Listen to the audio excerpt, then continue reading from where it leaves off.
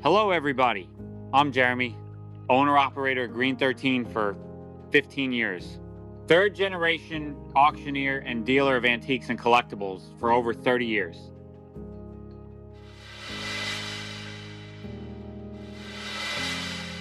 We are Lysandra and Tony from ilovediscounts_com. With 20 years of experience across brick and mortar, Amazon, eBay, and whatnot, we have built, broken, and rebuilt resale businesses, so you don't have to.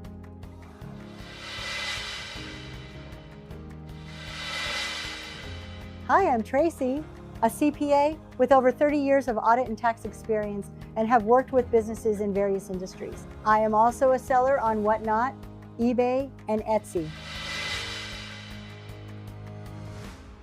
Welcome Hey, to everybody. Reselling Roundtable. I guess that's my cue, isn't Go for it, Jeremy. Hello. Yeah, welcoming everybody to the official first live podcast with Reselling Roundtable. I know you already saw the intro, but I'm Jeremy, obviously. I think we all decided we're gonna start kick this whole thing off with what the principle behind an idea behind the entire podcast is. So I'm going to just kind of do a rundown on my perspective on live selling in general, the benefits I think it brings to the table in comparison to what I call static listing platforms. Yeah, I'm going to get kicked off here with the simplest, broad-based perspective I have, and then hopefully throughout the duration of the rest of this series podcast, we'll start diving a little bit deeper into a lot of these topics as we move forward throughout the weeks. But the biggest thing for me when it comes to live selling, the biggest and most beneficial principle is what I call an environmental based and buy-in based selling opportunities that live selling brings. Me personally, my biggest platform, I've tested some other ones, and it's nice that I get to actually talk about these since we're not on the other platforms. But I've sold mostly on Whatnot. I've tried eBay Live, but what I'm going to be talking about mostly pertains to Whatnot because that's where my biggest base of experience is. And the principle behind environmental based selling and not behavioral, but buy-in based selling. Okay. What it brings to the table is the elements of you get to sell more than just a product. Okay. That is the biggest and most beneficial thing, in my opinion, to live based selling. The fact that we're able to bring an environment and essentially brand that environment through buy-in as we sell through an environment, as opposed to being so centered on the product itself. Just the aspects, if you think about it, with live-based selling, the principles of multi-sense selling as well, meaning that in a static environment like your eBays or Amazons or anything like that, we're dealing with something as simple as pictures and basic titles. Here, we get to incorporate multiple levels of our senses. We have enhanced visual representation. You have the actual video aspect. We have sound, and those two elements alone, I find it hard when people don't understand or can't comprehend the value that just those two coupled together can bring to increase the amount of additional value to selling in comparison to static based listing platforms. And again, I do want to emphasize this is just my personal opinion, and I know that we have a nice group here that is going to be sharing their perspectives as well. I want to kind of equate this to the fact that you can create a brand out of your environment. So let's take something as simple as like when you're selling merchandise products on other platforms, you're stuck with what I call mirror based selling, which is where you just not watch, you take a look at somebody's listing on a platform you plan on selling on, and you literally just mirror that. You create the best pictures, you mirror the title that you know is going to potentially bring in the most buyers because that particular one sold for the most. And that's it. I mean, that's really all you got. And then you kind of do what I call romp appeal. You set it and forget it, let it sit there and sell. But in live selling, you get to bring so much more to the table. Not only do you get to bring the product, but think about it. How do I want to equate this?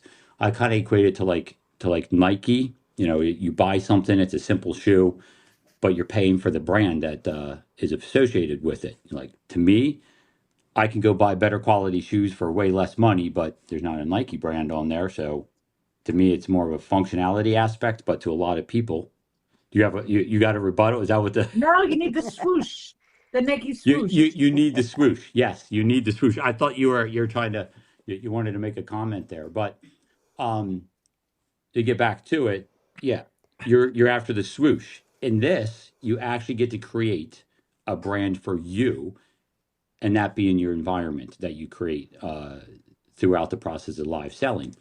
You can't do that. So you get to take any type of product you want and associate that with your particular brand of and style of selling. You can't do that really anywhere else, especially not as easy as you can here on live selling platforms like Whatnot or whatever you pick your poison as far as live selling platforms go.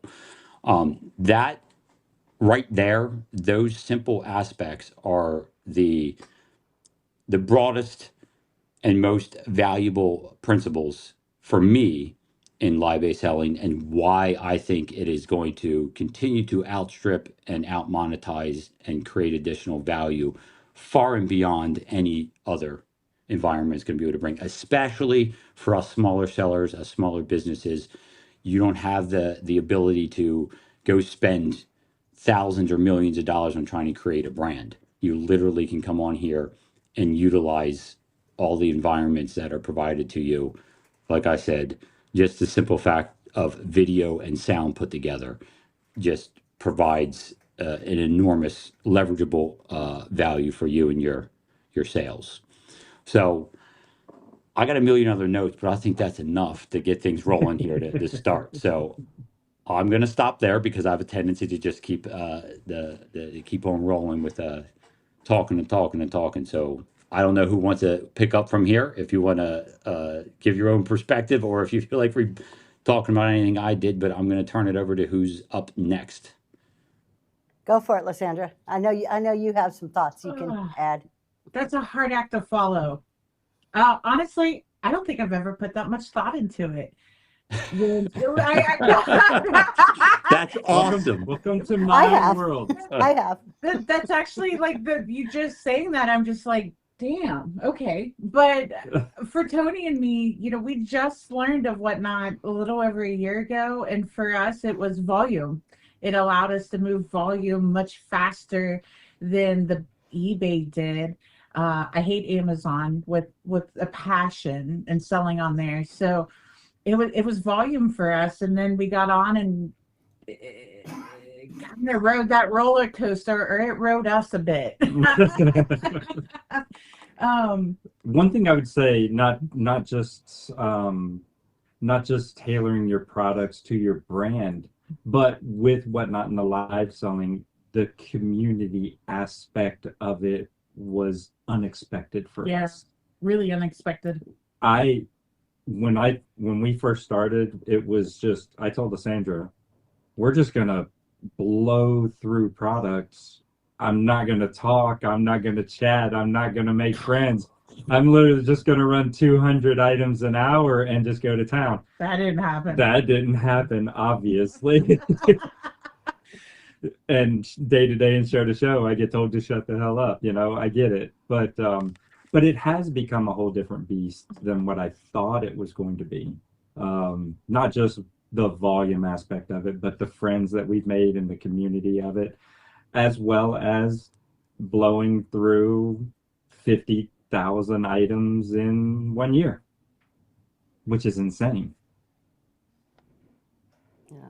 I think both of you guys make really great points, and I like that you hit on the community aspect, because one of the key points to me is that with Whatnot, community as a marketing tool, that's the only tool, that's the only thing you're going to have, like the only marketing money that you're going to invest in, or marketing you can invest in, that actually appreciates instead of depreciates. It just grows in value. There is nothing else. There's nothing on eBay or any of the static listing sites that's going to grow like community does here to expand your business.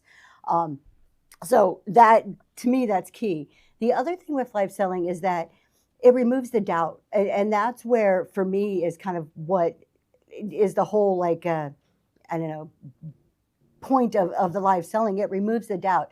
Every question a buyer has, every unanswered question, is a delayed sale.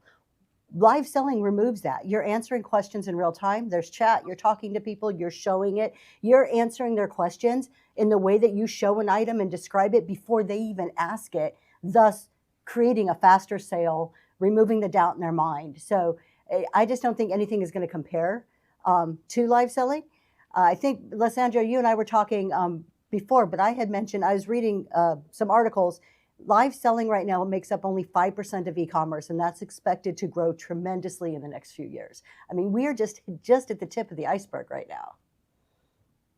Yep. I agree with that 100%. I 1000% agree with that. I mean, what the base core, which I still consider Whatnot to be that main leading horse in the race to the live selling environment.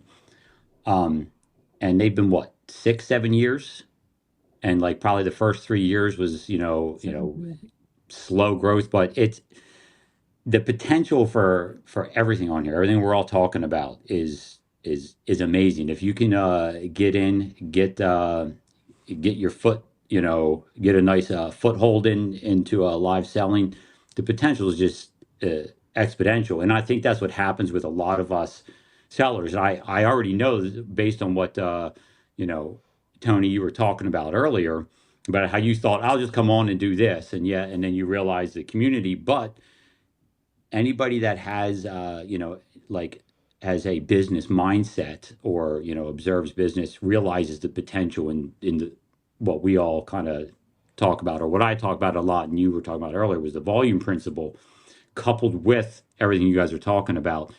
And Absolutely. and there's a million things that we didn't even think of yet. Like, I talk about in the past how I managed to leverage some of the newness that was there for the live selling, but there's so many things that are going to come about, and going to provide us with I almost feel like an infinite opportunity to be able to leverage live selling in order to grow to points where people don't even understand. Like when you start coupling in, like you're talking about the community aspect, but the entertainment values that come in, and I understand there's other principles there. I'm not a big fan of it, but there's still the gaming principles, that are out there, that it's not going to go away in its entirety. It's going to be used in some platform as far as live selling is concerned, but all those attributes individually or combined is just going to take it to levels that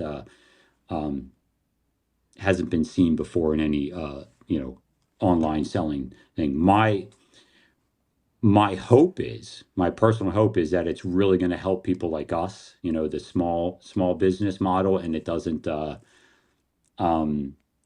get muscled out by some of these larger, like Right. I've noticed in past what happens on other platforms, the eBays, the Amazons and stuff.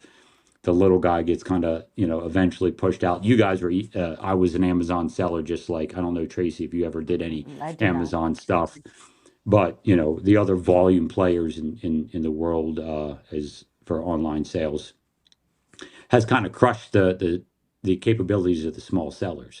Mm-hmm. And I have a feeling that even if one platform with the live selling environment starts going that way, I think there's going to be plenty of other opportunity for other newcomers to come in and fill that void. That's my hope. I have my fingers crossed for that. Do you think that Google investing into Whatnot, though, kind of protects it a little bit from being gobbled up by these larger commerce companies? Do I think that? Yeah. No, I personally, that kind of is well, here's my concern.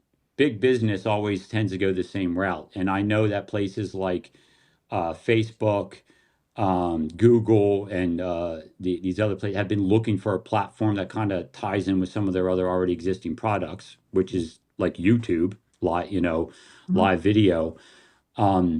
So I don't find it, I don't think they're going to reframe anything they think is going to get them more monies. more money in their pocket at the end of the day is what they're going to, is the direction they're going to go. So I don't know if I really have warm and fuzzy feelings that them investing in it. All that feels to me is that it's prime for a takeover from them, or massive influence in a direction that whatnot's going to go. You know, that they're gonna be able to push the direction when they have the money involved like that.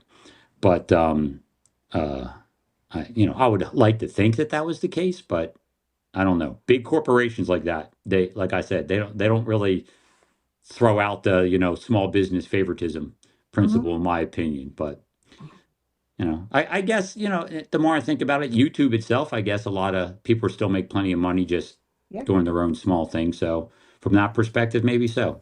Keep both my fingers crossed. Hope that's the case. I actually think the social aspect gives us an advantage over the bigger corporations, because think about it, the bigger you get, the you're losing that social connection, which is what this is built on. I think that social connection and being small gives us advantage. It's, compare it to a show that has 200 people, which is still very manageable to be engaging with the chat and interacting and recognizing names and calling them out and making your buyers and your supporters feel special. Where a room with 2,000, that becomes a lot harder. So the Can't do bigger that. you get, you're Yeah. going to move away from that social aspect, which is what this was built on. So I think it actually gives us a really good advantage. That's a spectacular point, and I can already love the fact that we're doing this because of everyone has their bias and their narrow perspective on this stuff. This is great. Yes, I I wanna- 100% agree. There is I a wanna good touch on comment. something There's a Nine good Dimes comment said. in the chat by Trisha. If you care to take a look at it. Trisha She- says, I owned an auction house for 6 years. The bulk of our clientele was regular customers that rarely missed a show. The draw was both the social aspect as well as the thrill of the bidding. And for those of you who are wondering, whoops, sorry. Just close it. Okay. Uh-oh. What Oh, are you messed it up. doing? Hold on one second. He's fired. We're kicking him off the show. So- That's it. He's done. It took 13 minutes. So talk, Please bear with her, I Ken. wanted to touch on Nine Dimes comment about, so what we should be looking at in the future is monetizing the community aspect of live selling. We just left Indianapolis with Tracy and Noel and had a huge conversation about this, and I'm not going to name names. I'm not going to talk about the show. Oh, are we even here? Yep. Keep talking. They can hear you. Okay. He'll get us back. But that is already happening. And I'm curious to see in some ways I don't think it's as ethical as it could be.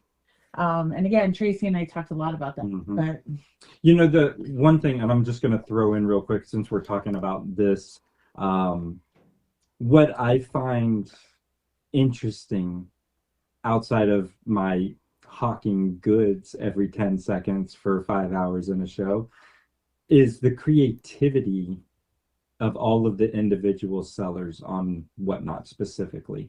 You're going into shows where you're just having chats. You're going into shows where you're chatting and selling. You're having shows where you're just selling. You're having shows now, not necessarily creative, but from a business model is pretty interesting in a community-based aspect where they don't even talk. They run the OBS music, run a product over the screen in sudden death, and just run it 800 items in a show and never speak a word. I'm interested in all these different aspects of how people are selling to, and we have always incorporated interesting things that I see, Jeremy, in other shows. It's like, oh, let's talk about that. Let's talk about the free shipping. Oh, let's try this. Why not? I'm up for trying anything to help make what we do better. But I find it very interesting with the creativity of people and their selling styles.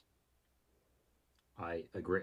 I think that's one of the aspects of this that's going to be, explosive. But I want to go back to that community principle that you talked Yeah. about, Lysandra, as far as some of the curiosities as far as the ethical element. Like you hear me talk. I kind of ran into this earlier today when I was doing my chat show. People, when I start talking about human behavior, and there's that ability for people to actually exploit, and in an environment like this, you definitely could exploit those principles that are utilized, and some people don't even know they're. I mean, it's just some people have an innate ability to comprehend those and apply them. Some people subconsciously pick up on it as they're going, and then whether you decide to take the moral appropriate ground or decide to be deceptive and dishonest with it, it is scary that that's available. However, I still think kind of to what Tracy was saying, the fact that it's the social aspect and which brings an insurance and comfort level that those people will eventually be found out because it's a social environment. Absolutely. And eventually, you know, some people last longer than others, but I think when it comes down to it, and we've all been witness to some of this, even on Whatnot, certain people that became big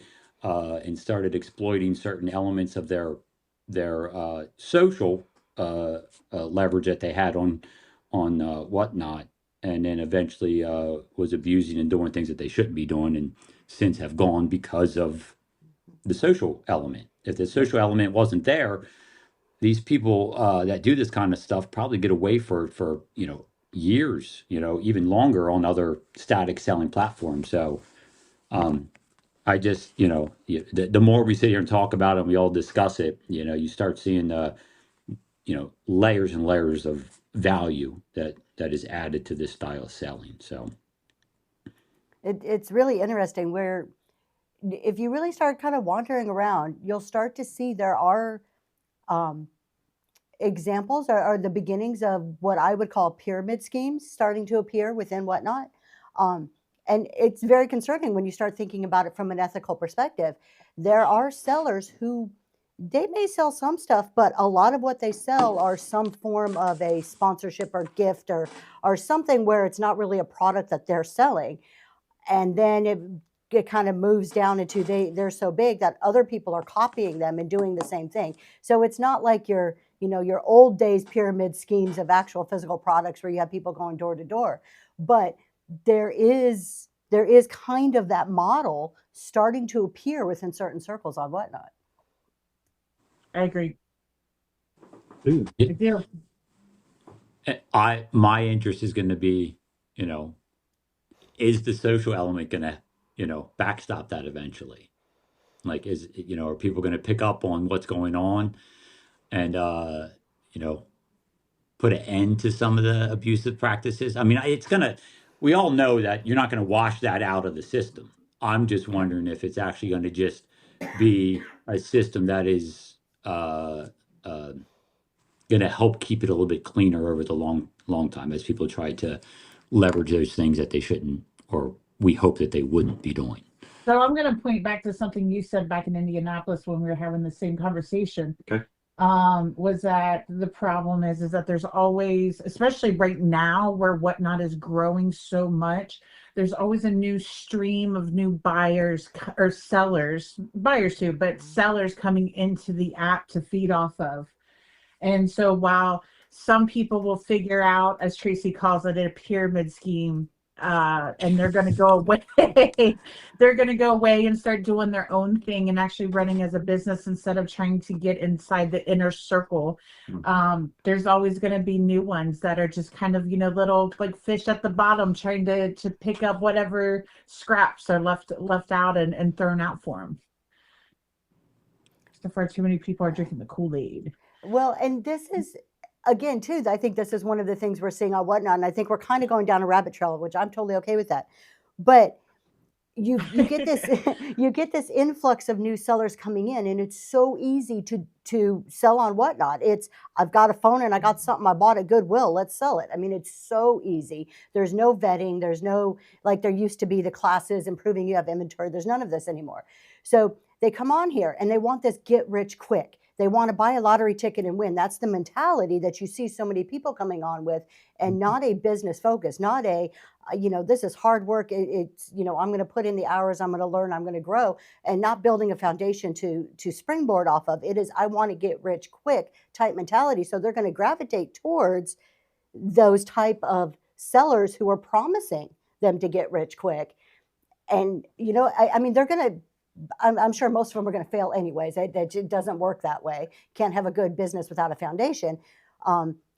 But it's going to continue we're going to see it over and over. And I think there's a real divide on Whatnot, on the people who are serious, who are here for the long haul, or here for the hard work in the business.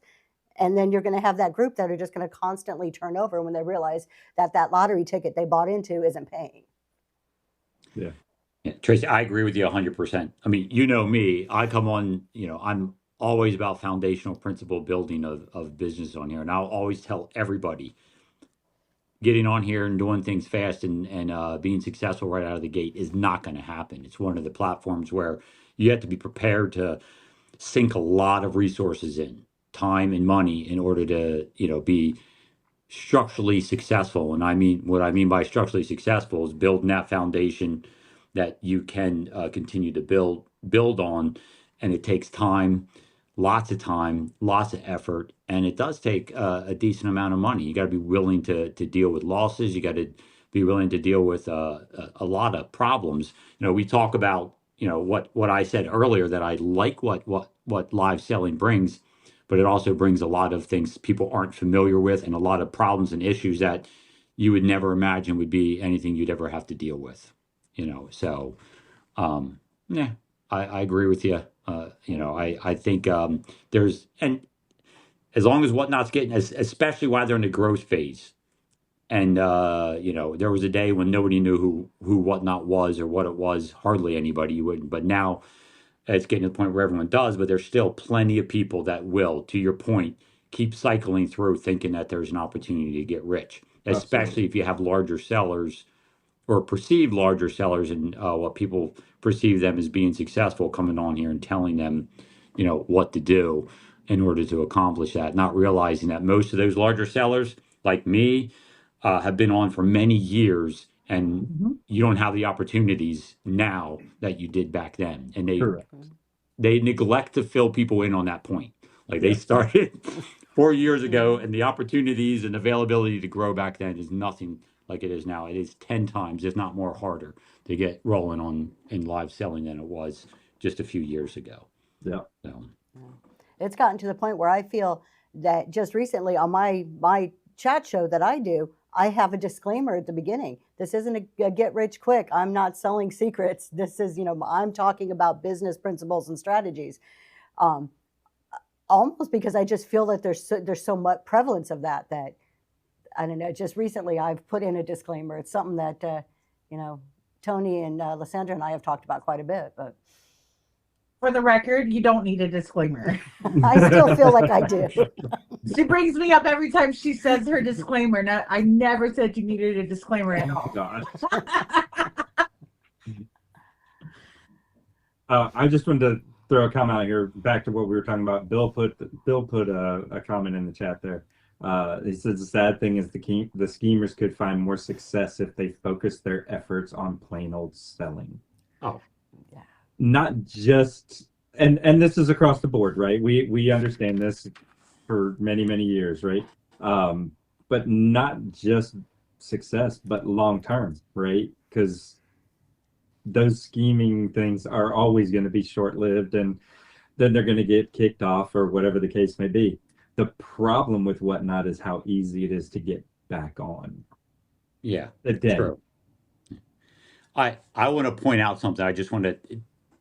I think part of the issue is there's two different perspectives on success. Right now, we all sit here and talk about financial and business success. We're like-minded in that realm. There's a lot of people that equate it to like more of an emotional success if they get X amount of followers, X amount of people in their room. Just want to be So popular. they feed off the popularity aspect, and they're happy as long as people perceive them as being successful. that's enough for them. And that's what they feed off of. That's where they get their dopamine hit in their brains. This is where they're, so I know there's a lot of people that are perceived as being successful on here that monetarily, financially, and they're not really there, but, and they're the ones very frequently giving information out to people to, hey, go out there and do things the way I do it. It's like, do you really want to do that? If it's just more of a social success than it is a business or financial success. I mean, we questioned a while ago. I don't know if you remember when tons of people were in the community section on Whatnot doing chat shows. Why was that? Because that's where they felt they were getting the most success, because people were coming in and listening to them as Right. more than they were coming in and buying from them. Right. So, yeah, I think that's, it's one of those double-edged sword type of situations where the social aspect's helpful, but then it also is creating that type of environment where people are going after that as opposed to the finances.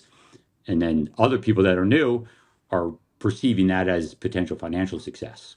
So, Well, and you combine that with, the prevalence of coming from a TikTok or one of these other platforms where that is your measure of success, your followers Yeah, is your that's measure of right. success. yeah. And then you combine that with they come to Whatnot and they see these sellers saying, I paid X number of dollars and so can you, blah, blah, blah.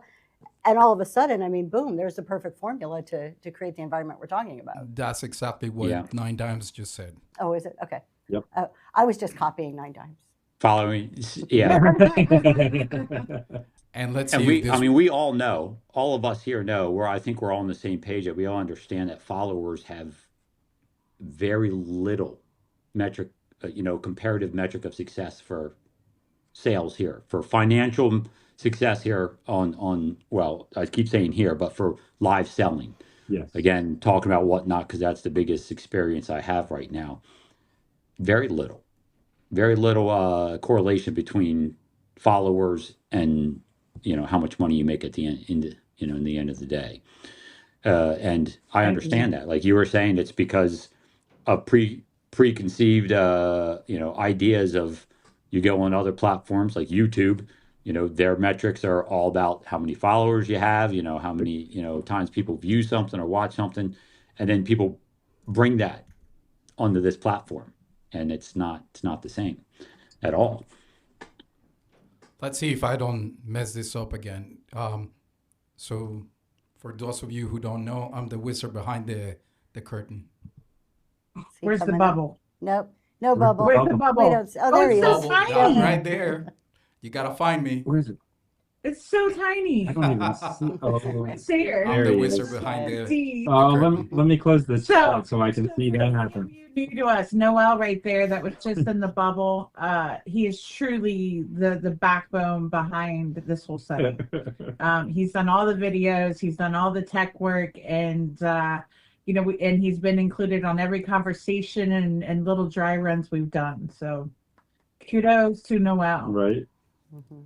Thank you. So I have what may be a little bit of a hot topic, kind of on what we're talking about. But so we've touched on followers, that people think the followers or there's a mindset of followers define success to a lot of people, which is so evident in how many times are you scrolling and you see X follower celebration, this follower celebration.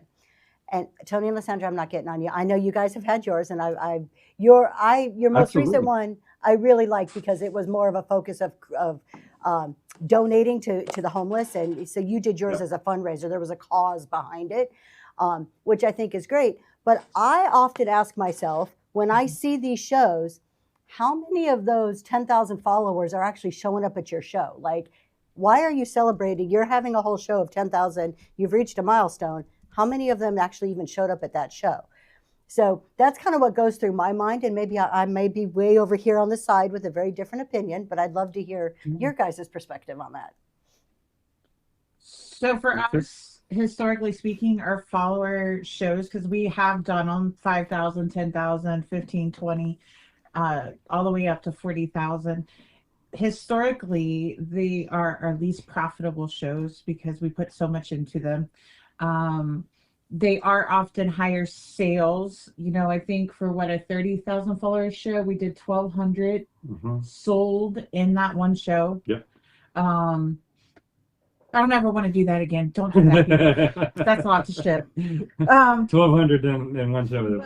But in reality, not obviously 40,000 followers did not come to our benefit. 40,000 followers show. I mean, I think we capped out at 300 and something people in the show, and that was because of big raids that we had went out into the community with other sellers and tried to market for to get into the benefit show.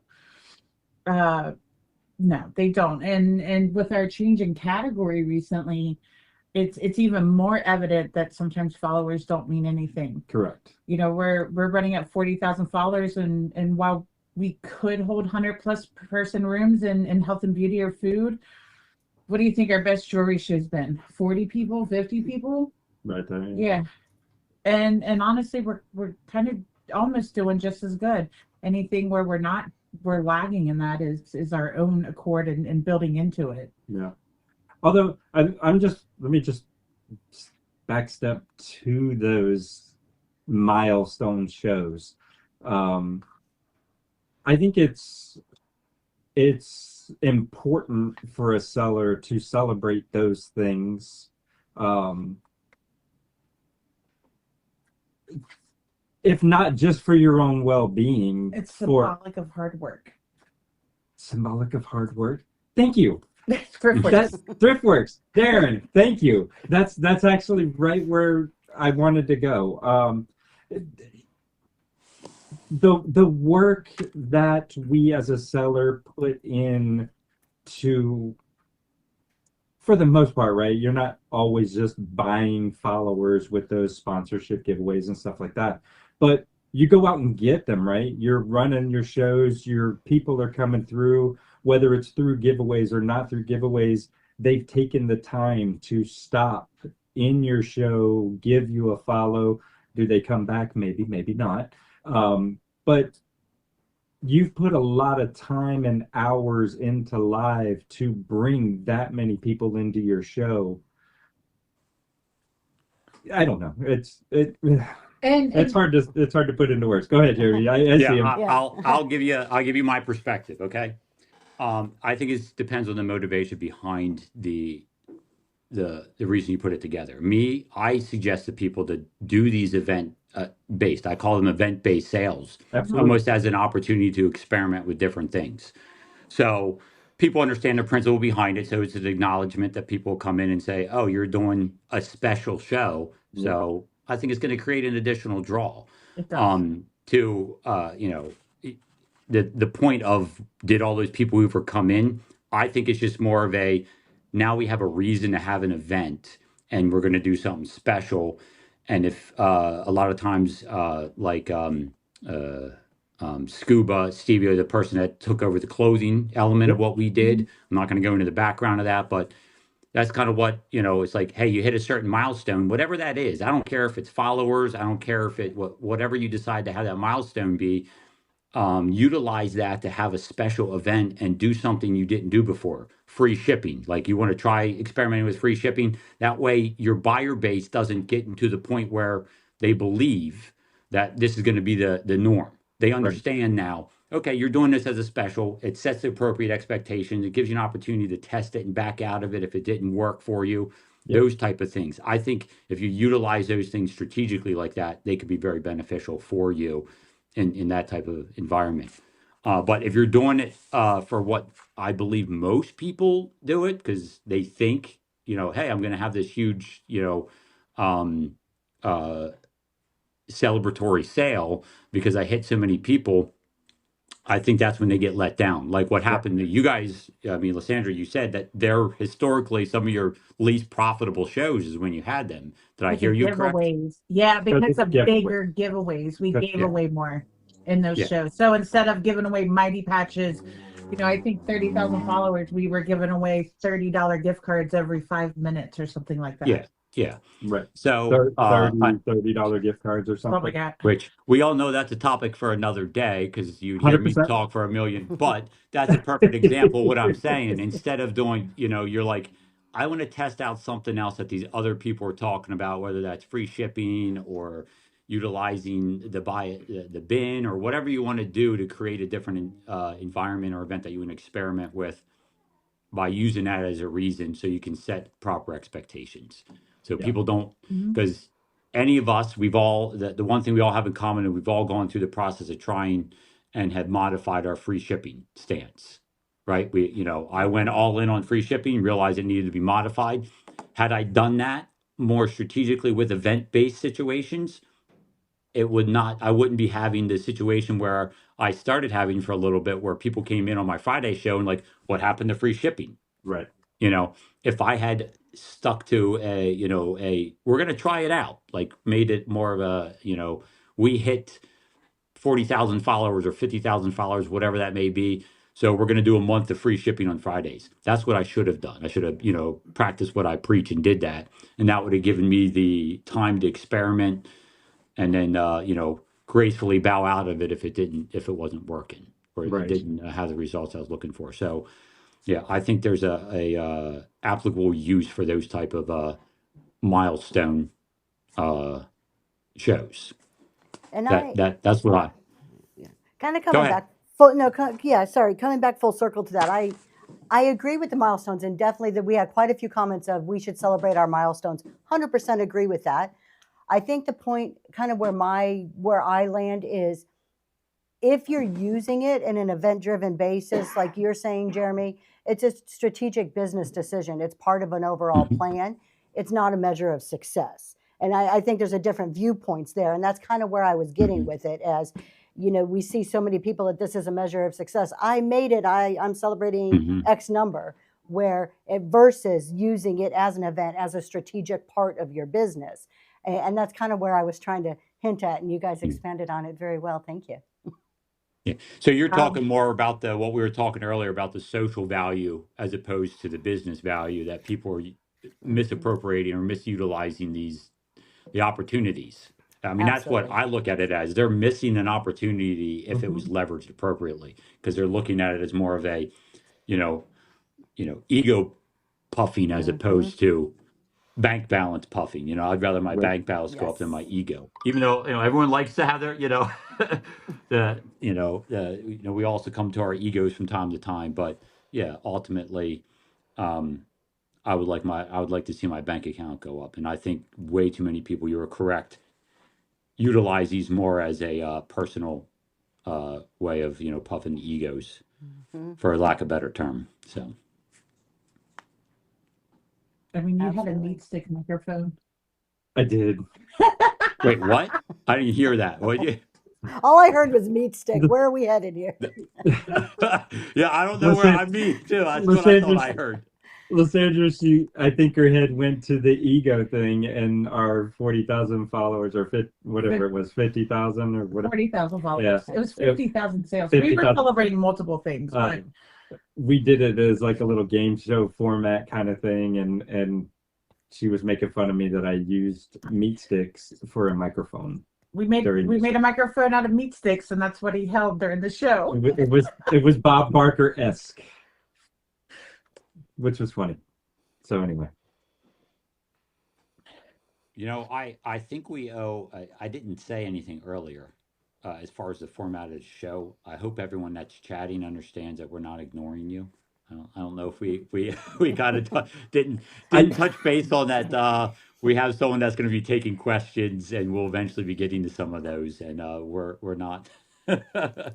I meant to throw in there about 20 minutes ago that if anybody had questions, please feel free to put them out there. But then we got on a roll about something, and there it was. I've been watching questions. There hasn't been a lot of questions yet, so. No. I've been very diligent in looking for the questions. But there's a good comment from Dee saying, raid me when you're done. Yeah, Dee wants a raid, so There's been a lot of great conversation in the chat, though. A lot of people kind of chiming in, and just really good conversation going on. I'm enjoying reading all of what's happening. So, good. But if you do have questions, post them, because that's what this is about. It is indeed. So, have we got out our live shopping and what we like about it and what brings us to Whatnot? Are any of you even looking at other live shopping platforms? I know TikTok, because I guess has come out with kind of like an auction style live selling recently, and what are the other ones? There's lots of smaller ones. Lots of smaller apps that are coming out with live selling. I know you hated eBay. That was terrible. It was absolutely awful. And I think, as far as how bad it is, it's all stuff that could be fixed and remedied. It's not like a situation that they can't adjust and change, but it's just too clunky, too slow for me. Now, I do want to say, like, I'm a volume based seller. Okay, that's one of the core aspects of what live selling brings to the table for me. But they really kneecap that. They really needing two devices, not being able to list stuff as easily and running. It's too many errors can be made in the way their back end is. So unless things change drastically, which I'll keep popping my head in to see, it's just not something I'm interested in pursuing anymore at this point in time. I would think as time goes on, just like Whatnot is doing updates twice a week or more a week, I would think eBay would be continually working on that system to improve it. I've never done an eBay live. I have no experience in that game, but I mean, my principle when I say this, you have that don't put all your eggs in one basket situation. I've said this before, I'm going to put all your eggs in one basket and watch the basket. Yeah. And to me, my basket is live selling. So I'm watching that. And if I see things changing where I have to, fix the basket or move my eggs into another basket, I will.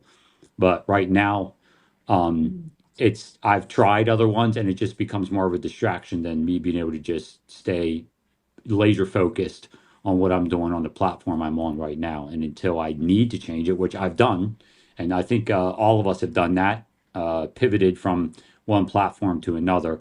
And I've come to realize that that's just seemingly part of running a buy-sell business. 100%.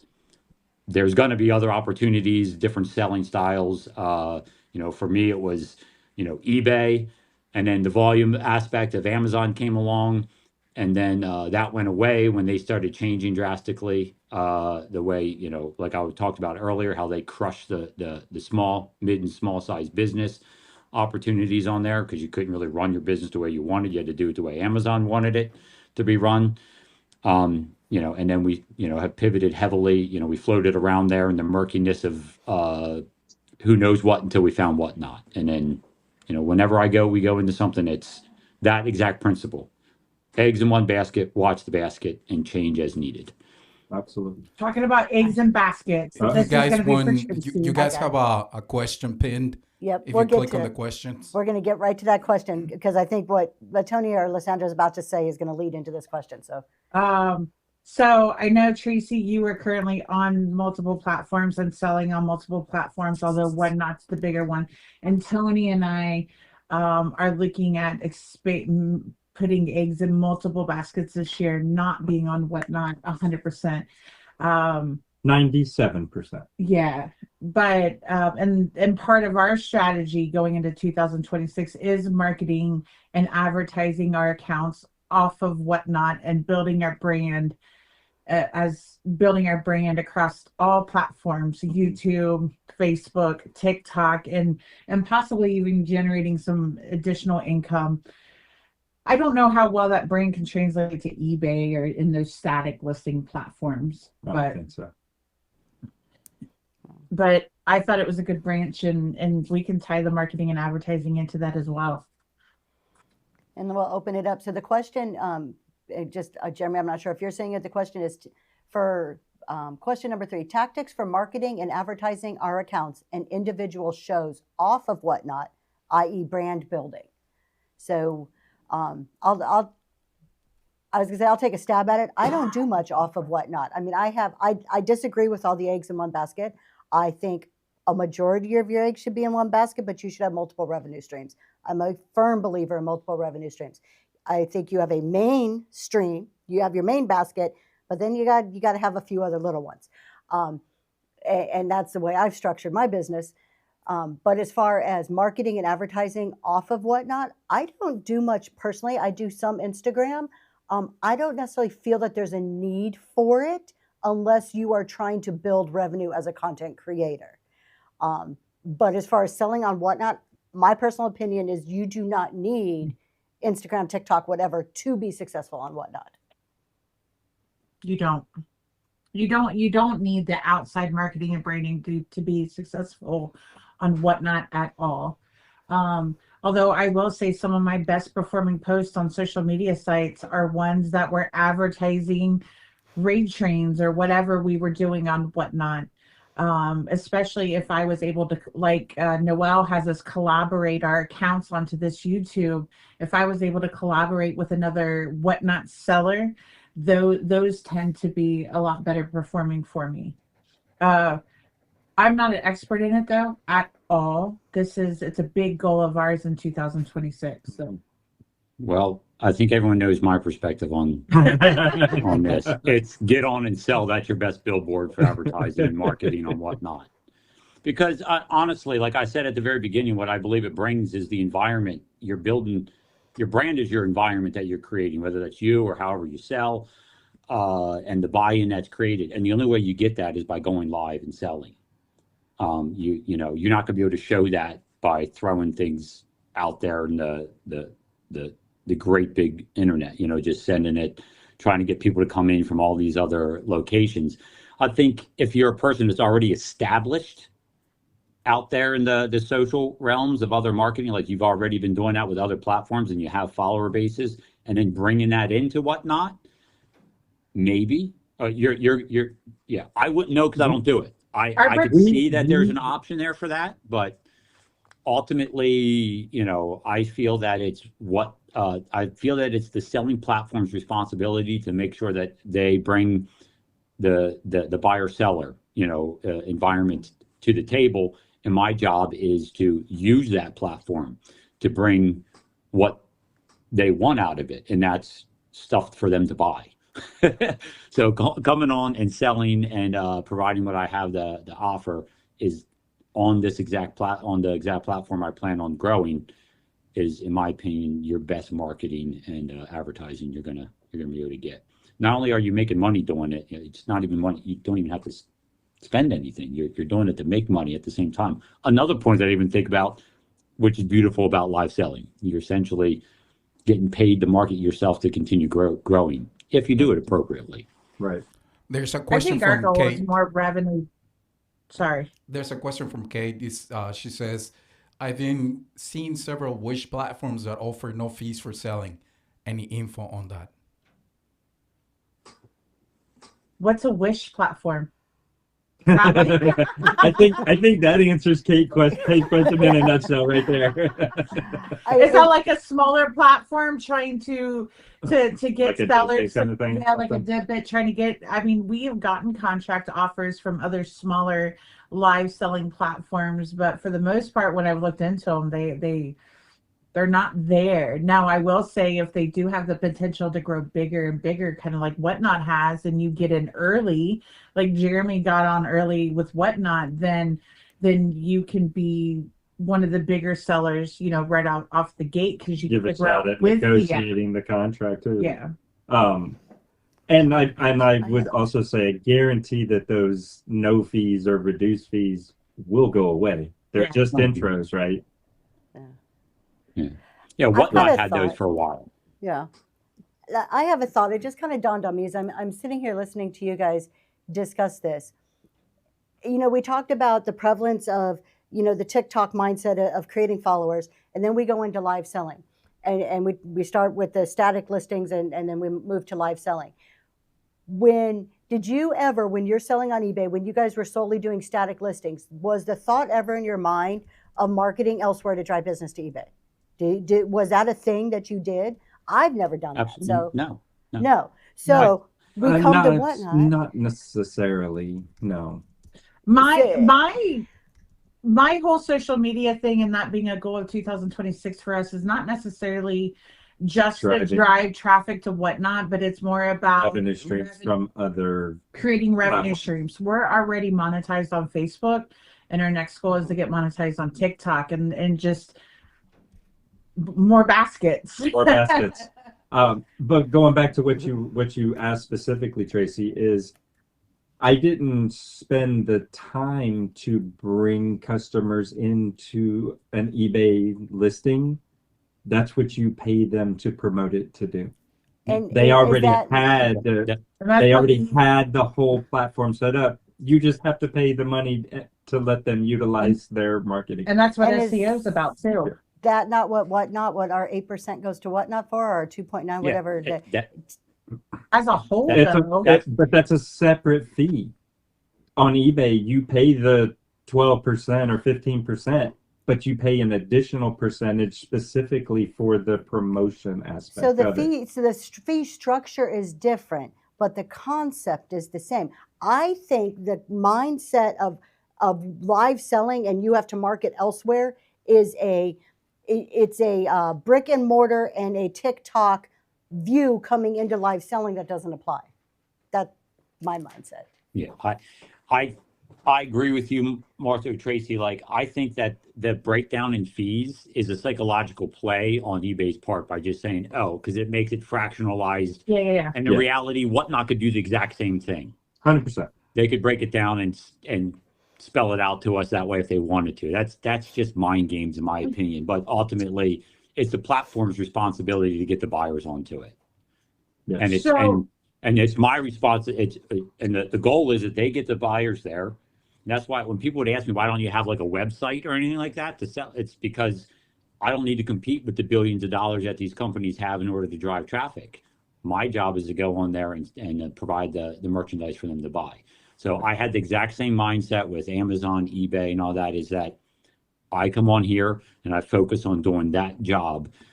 And it's their job to get the buyers there, not my job to bring the buyers. So If I I'm gonna spend the time and money to bring the buyers, and I'm just developing my own website and sinking a bunch of money into bringing buyers and keeping all the money, would be my broad-based perspective if that's the way I thought it was going to be. Well, or who was says we needed. aren't doing that? What's that? I said, who says we aren't trying to do that? Maybe Well, we are. That's your perspective. I'm saying my perspective. I don't. That's not what I have a desire to do. When it comes to marketing budget, it's for sourcing.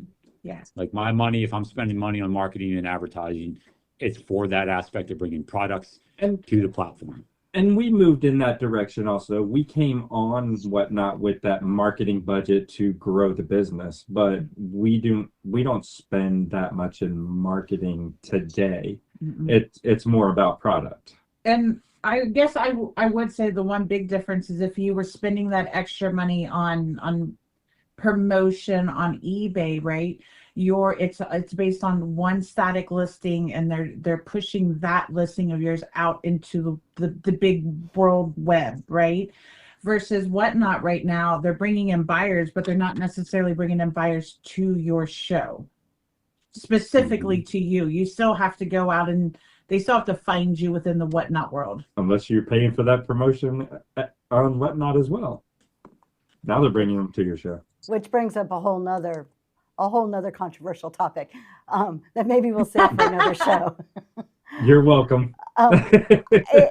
Aaron Sphere made a good comment. He says, I can't be on a ton of platforms. I'm better giving one platform 100% rather than being spread so thin.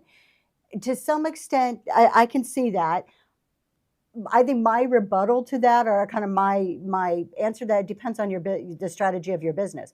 I have things that I sell that are not suited for Whatnot. They're better suited for other platforms, and I buy them 100%. with the intent. While Whatnot is my bread and butter, Whatnot is my main focus, no matter what your business is, you're going to have some byproduct of something.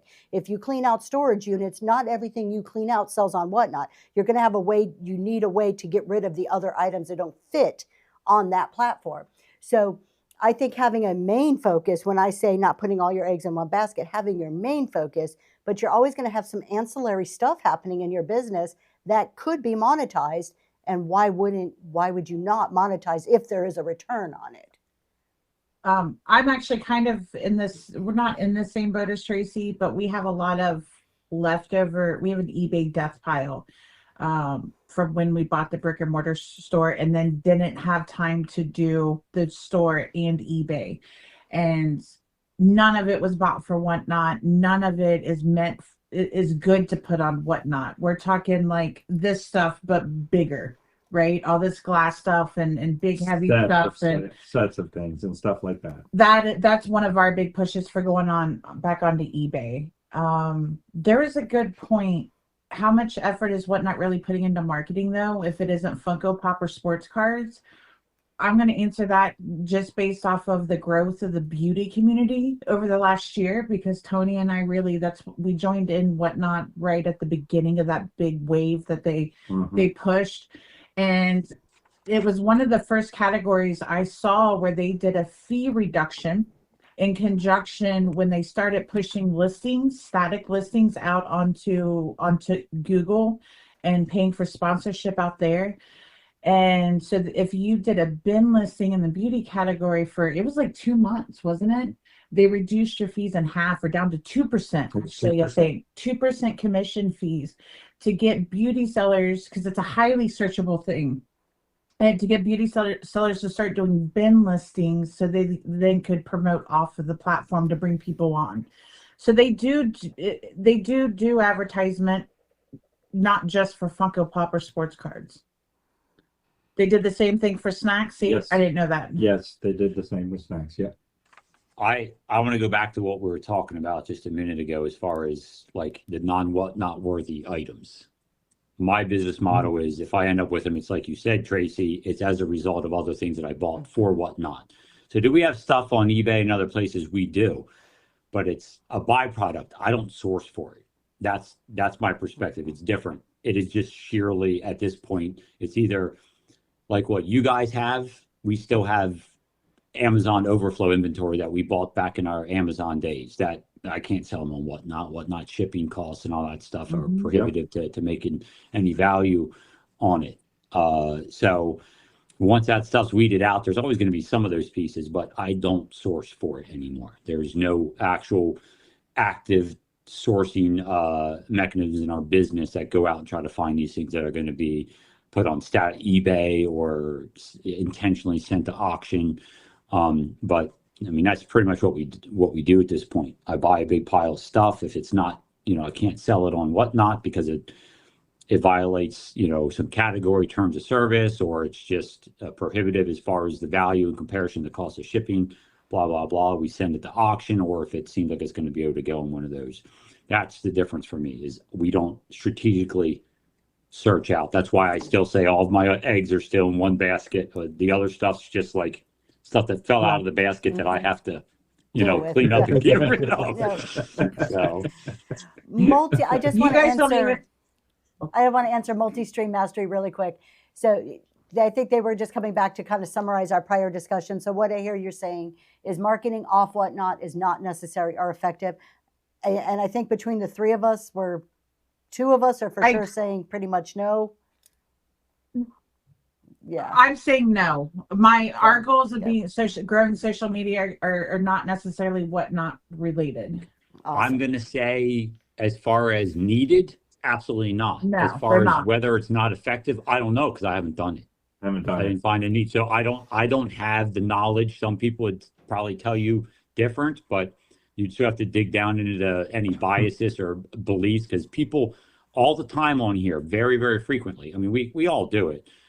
And that goes back, and I know there's another discussion, the value of giveaways. Like, that's non-quantifiable numbers, in my opinion. The same way with a lot of that marketing. If you're doing out there, how much do you really know, and how effective is it? How do you find that out? So I don't know, but I do know it's not needed. That I can assure you 100%. It is not needed. I will throw something out there. We have tried things off Whatnot platform to bring people into Whatnot. We have done that. Lysandra has posted videos on social media.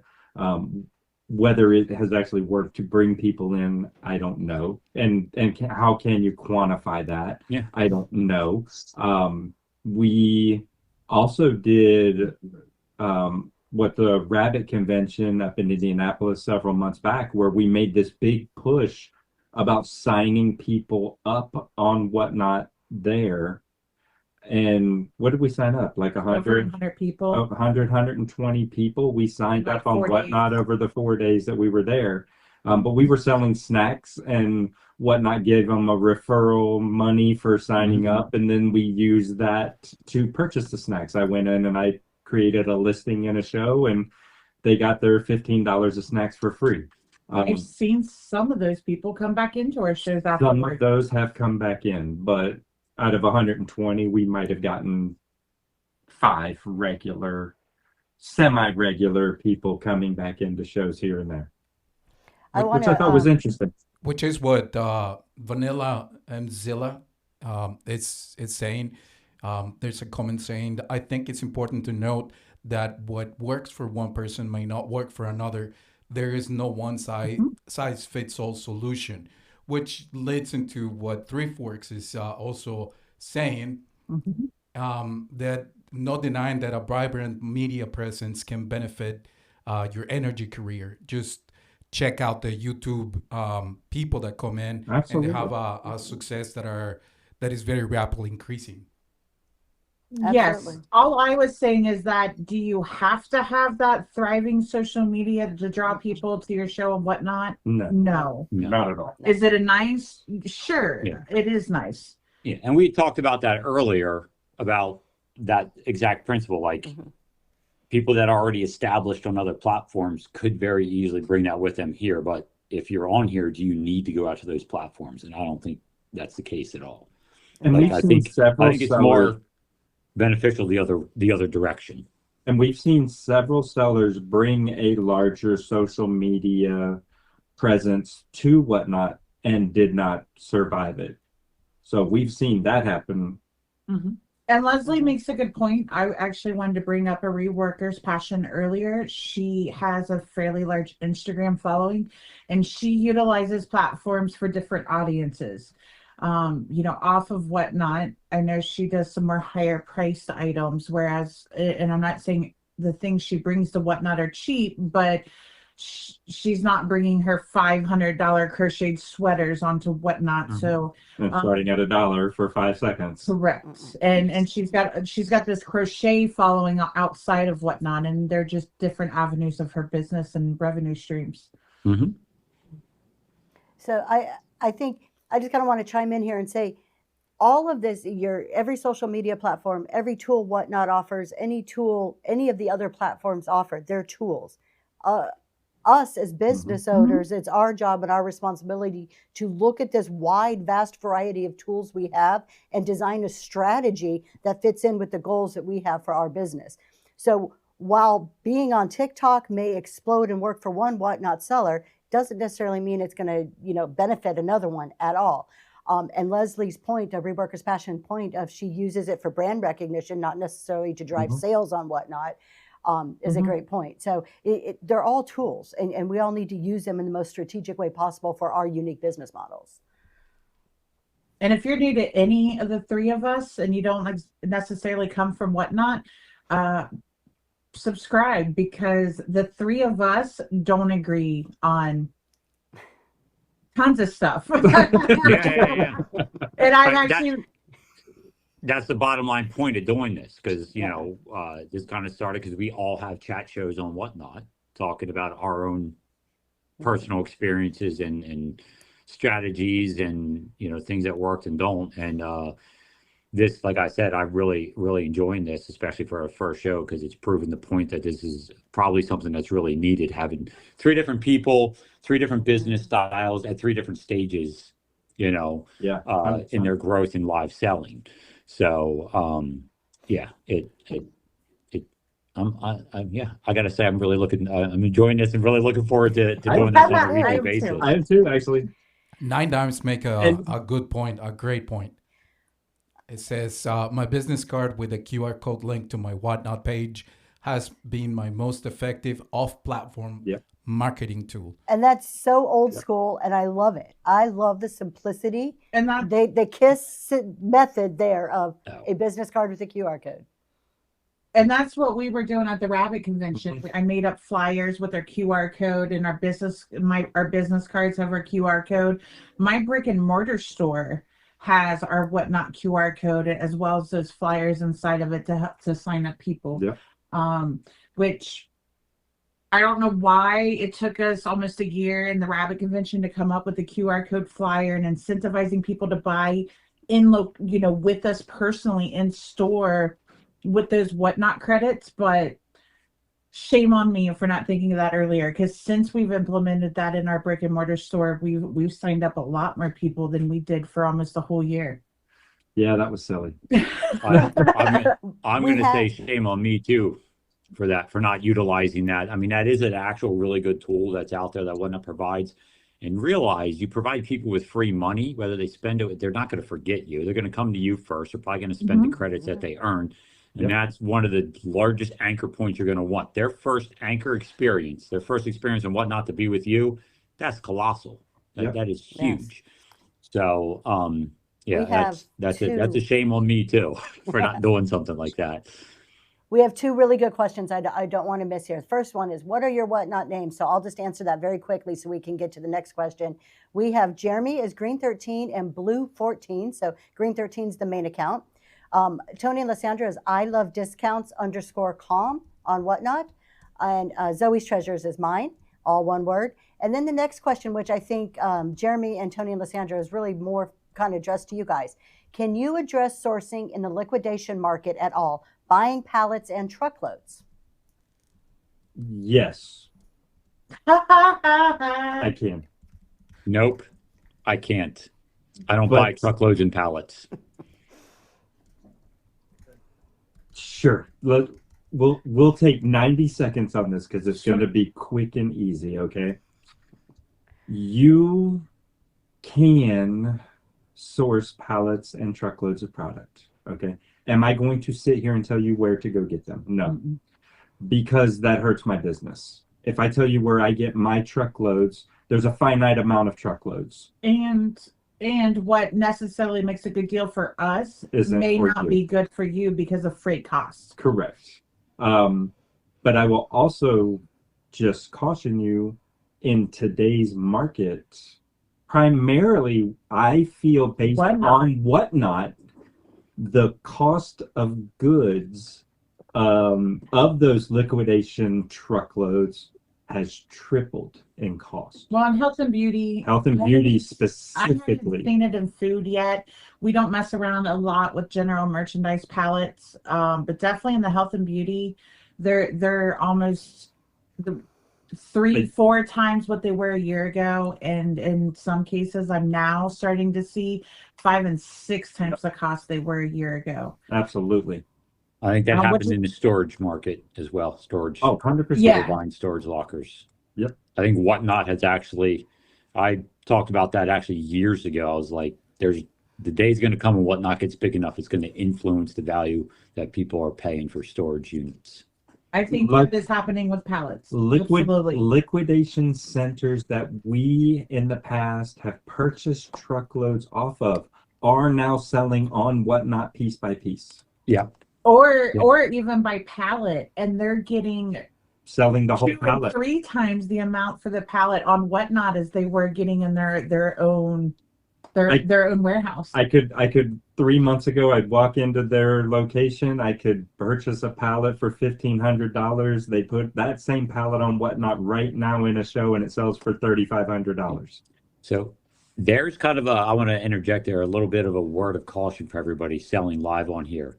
Your sources very easily could just turn on the Whatnot switch and decide to sell the stuff themselves. And they have. 100%. I had a source that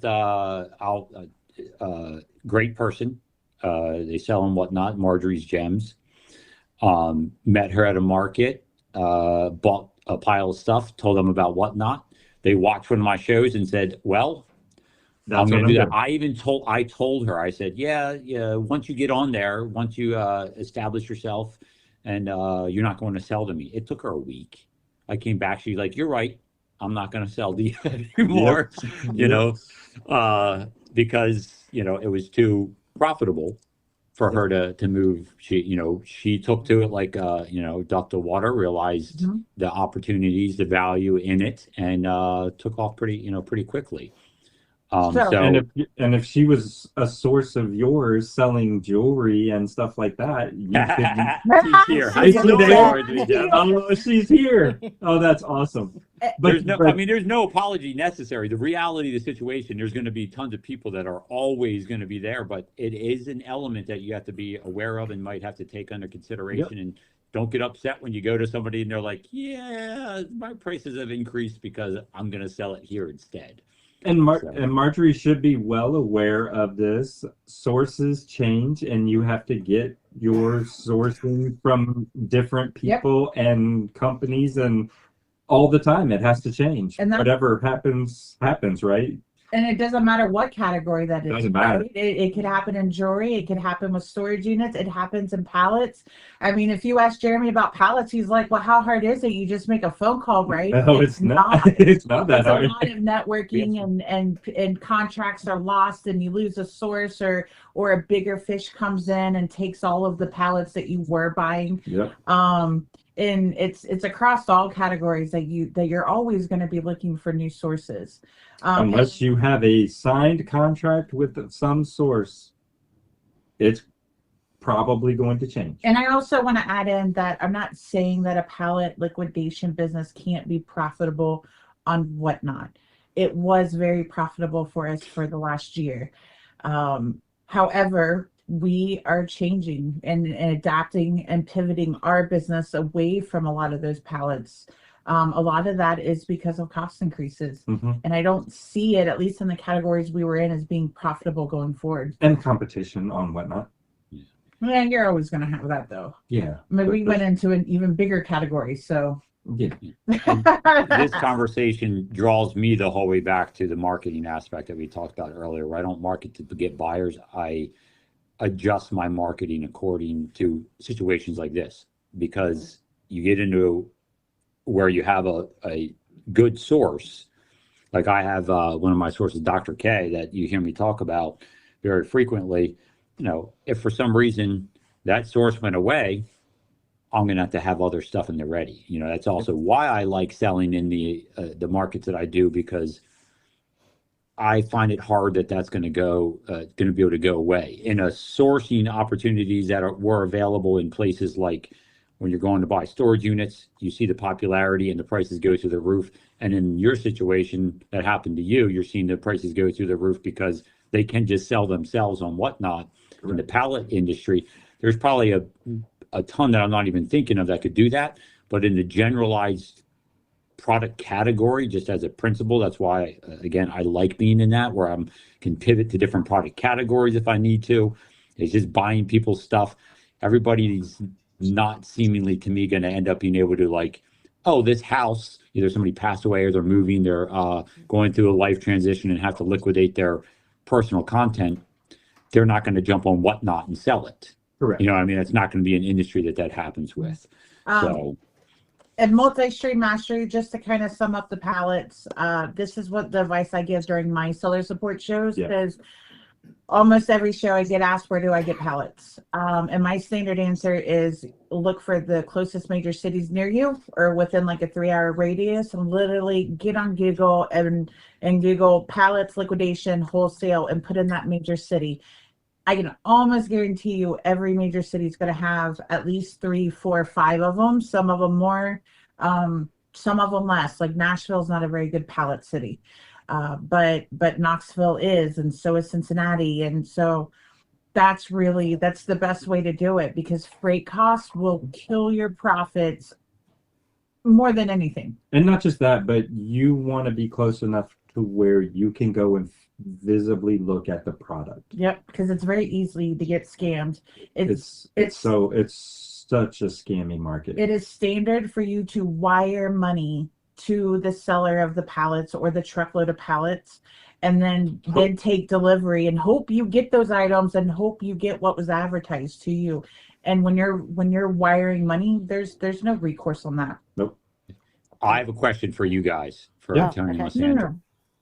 When it comes to the pallet world, would you recommend it to anybody? with your experience?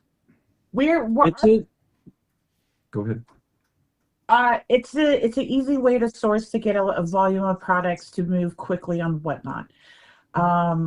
With Whatnot specifically making a pallet category and people jumping on that bandwagon, I don't know. I mean, our goal this year is to start bringing back in pallets in Q2. So I guess I would have to say yes. Single pallets. Yeah, we're not doing truckloads anymore. Okay. When you're talking basis. When you're talking about truckloads of pallets, all right, a health and beauty truckload is going to contain anywhere between 30 and 50,000 units of product. You have to sort it.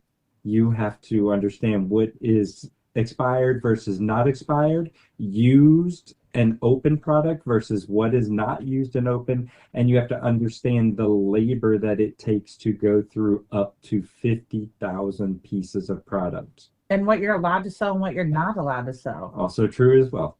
So if you have the infrastructure and the pockets deep enough to deal with that, okay. If you have a good plan for what you're going to do with the expired product to get rid of it, which is, we had the grocery store, right? Mm-hmm. All of our expired product would just go straight to the grocery store. The non-expired product went to Whatnot or eBay. I would even go beyond that and not even expired products. What are you going to do with the items that you get 3,000 of? Yeah, or 20,000 of. It's going to happen. Mighty Pads. It is part of 20,000 of them. So all I hear you saying is proceed with caution. Proceed with caution. I mean, but understand what you're getting into and have a plan for that type of bulk, right?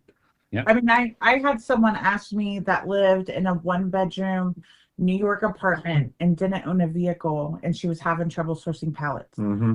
And so I started private messaging her, and that's when I found out she had no vehicle. She had this 1-bedroom apartment on the 4th floor. And I was like, New York. Have you thought this through of what a pallet is going to do to your apartment? And because then I was like, well, rent a U-Haul truck. Because that's literally, when Tony and I bought the grocery store, we didn't have a truck and trailer. We rented U-Haul trucks, and that's how we went and got pallets. And then we hand unloaded them off of the U-Haul trucks. And you can just build up from there. But then I found out 4-story apartment, and I was like, what are you going to do with all the products in this pallet? Yes, proceed with caution. Just understand what you're going to do with that quantity of product, whether it's by the pallet. I mean, even a single pallet, you're looking at 1,500 items. Do you have the capabilities to sell 1,500 items in a time manner that's quick enough to not take up and overwhelm your space? Yeah, multi-stream mastery. When we were buying truckloads before Whatnot, we didn't have a warehouse. We had like a 6-car garage, and that's what we were literally having semi trucks delivered to. And you're right. There's all kinds of ways to source, and 100%. I'm not saying it's a bad business at all. I just proceed with caution. Don't get scammed. Stay local. It sounds to me that it's pretty resource intensive as well. It is. Between space and the time dealing with it and the money involved. So it is. Yeah. I mean, Jeremy's like, I'm done with this. Yeah, I'm not talking about pallets. no, you can talk about pallets all you want. I just spent 45 minutes talking about this. Yeah, I before Whatnot was around, I did one exploratory jump into the pallet world and decided that's not for me. Just kind of like when I explored, doing storage units. It's just, there's where I'm located in Pennsylvania. There's too many other opportunities to have to go to those sources. Yeah. Tony wants to do storage units like it's nobody's business, but I just keep thinking of how far we're gonna have to drive to get there because we live so rural. I think about all the big crap and the loads to the dump and all this other stuff, and I don't want nothing to do with them. And the rising costs. It is not fun when you move the first layer of boxes away and you find giant slate pool tables that are worthless. That you have to then find. It's like, oh, great. Now what do I do with this? Yeah. So I live in the country. You can burn it. You're gonna burn a slate pool table. Well, no, that's your side. I don't think slate burns that great, but hey, that's my new sidewalk. Jeremy's gonna have slate sidewalks out in front of his house. It's not. It's the moving it. Like burn. You still have to move it to burn it. I am well aware. I know. So. I feel like the storage units have gotten increasingly popular, but not just with Whatnot. I mean, starting with what's that show? Storage Wars. I love it. I love it. Yes. That was many years ago. Yeah. It's still on today, isn't it? Oh yeah, they rerun it. I have no idea, possibly. I'm going to kind of tie into everything that you guys have said from a more of a business perspective, in that, you talked about your sources. You never know if your sources are going to sell on Whatnot. You don't know what they're going to do. That's called vendor concentration risk. So as business owners, we never want to put, focus in on one vendor. We need to have multiple sources. I thought it was interesting, Jeremy. You're like, oh, my source is now selling on Whatnot. One of the main auction places that I purchase a lot of my inventory from, about, 2 months ago, started selling on Whatnot. And I could see the direct correlation of the type of goods I would get before Whatnot started to the type of goods being offered now that they have realized that they can sell on Whatnot. So, yeah, it's going to happen.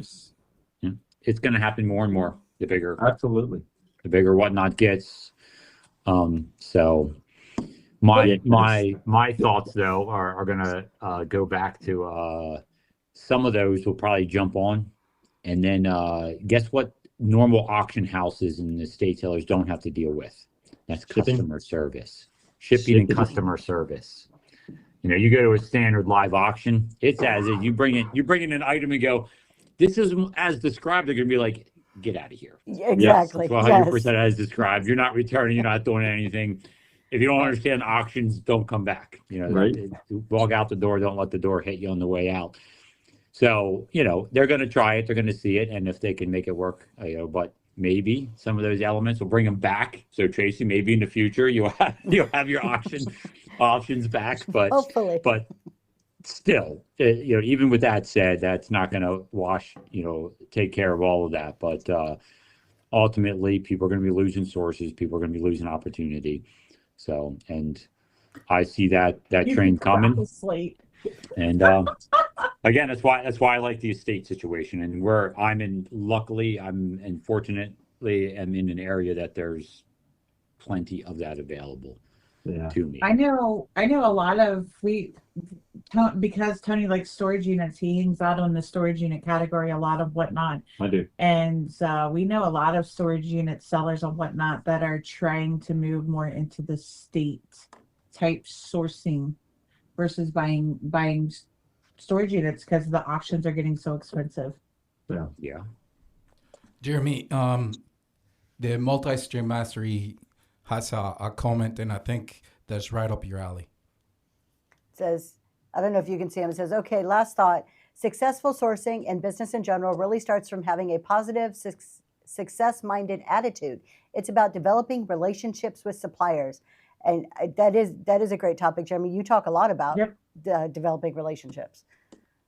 Oh, yeah, 100%. I mean, it's like I used Marjorie's gems as an example earlier, but what you have to realize, that was a short-lived. Like, I literally bought from Marjorie gems like twice.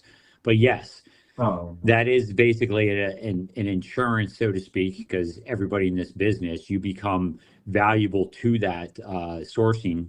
To the person that you're sourcing from, they're not going to want to lose you. I mean, I talk about Dr. K. The chance of Dr. K ever transitioning over to Whatnot is minimal. Like it's next to nil. It's not going to happen. I'd be really, really shocked if something like that happened. It would throw me for a loop.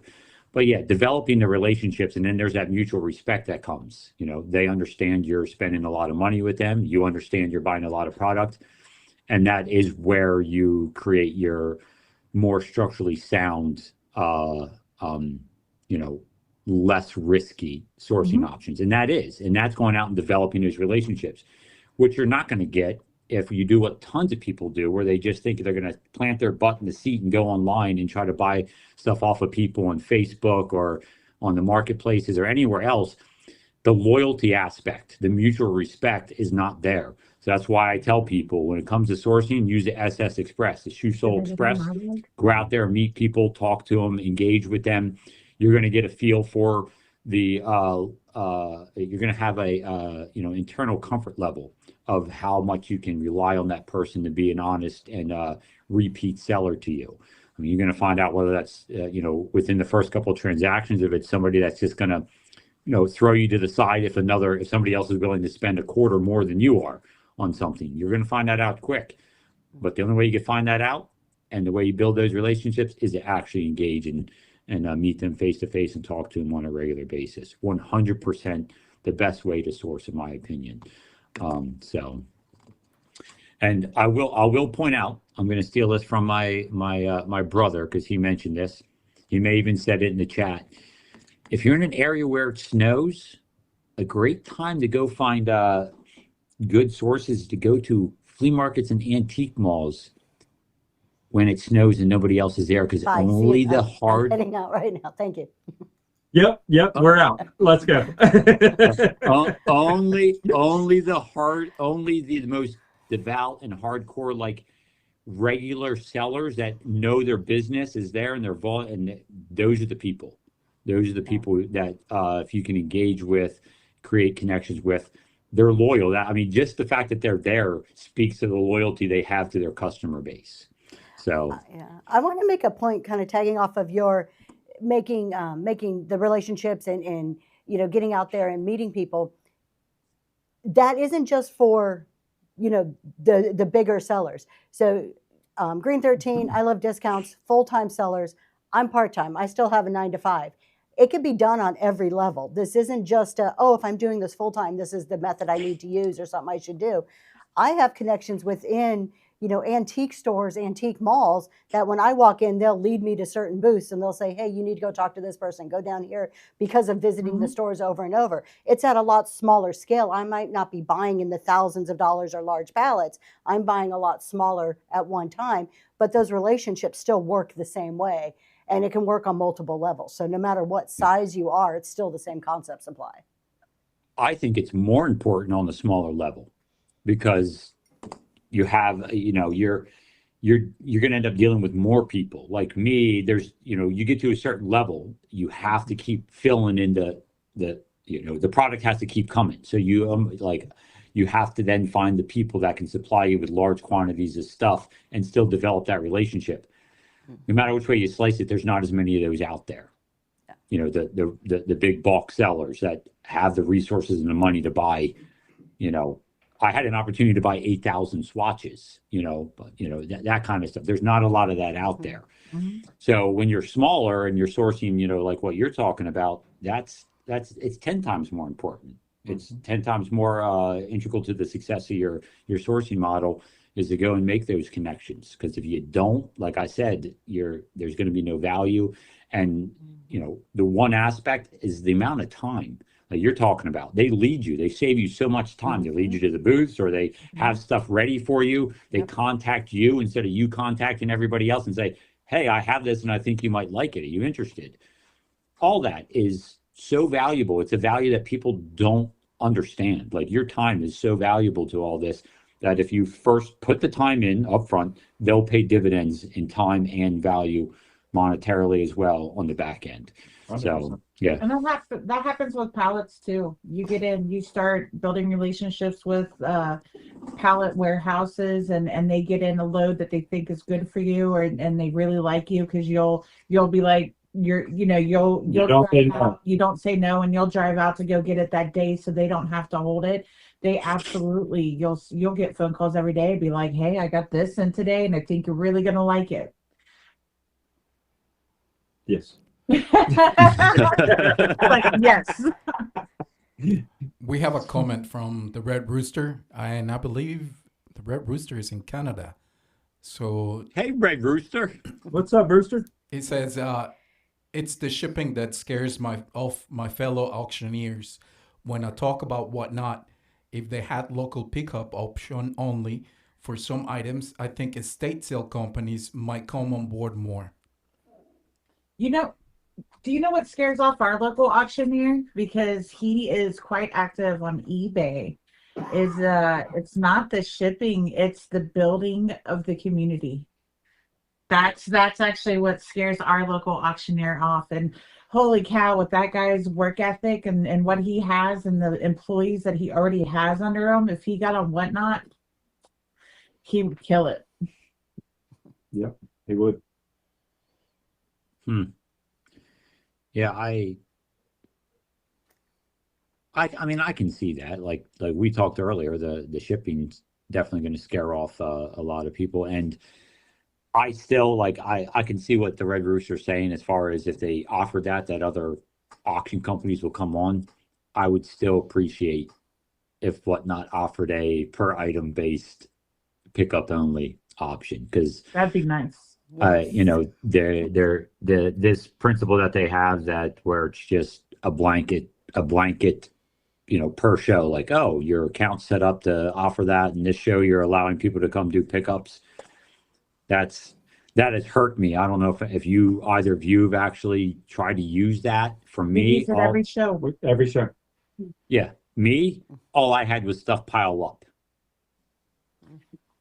Nobody, people not coming. It turned into another, like, I had to chase people down. I'm just like, on Whatnot. Really, after they paid for it? So I'm not saying there's not some items there, but it tends to be small. We're also a grocery store where people come and grocery shop every week, so that probably helps.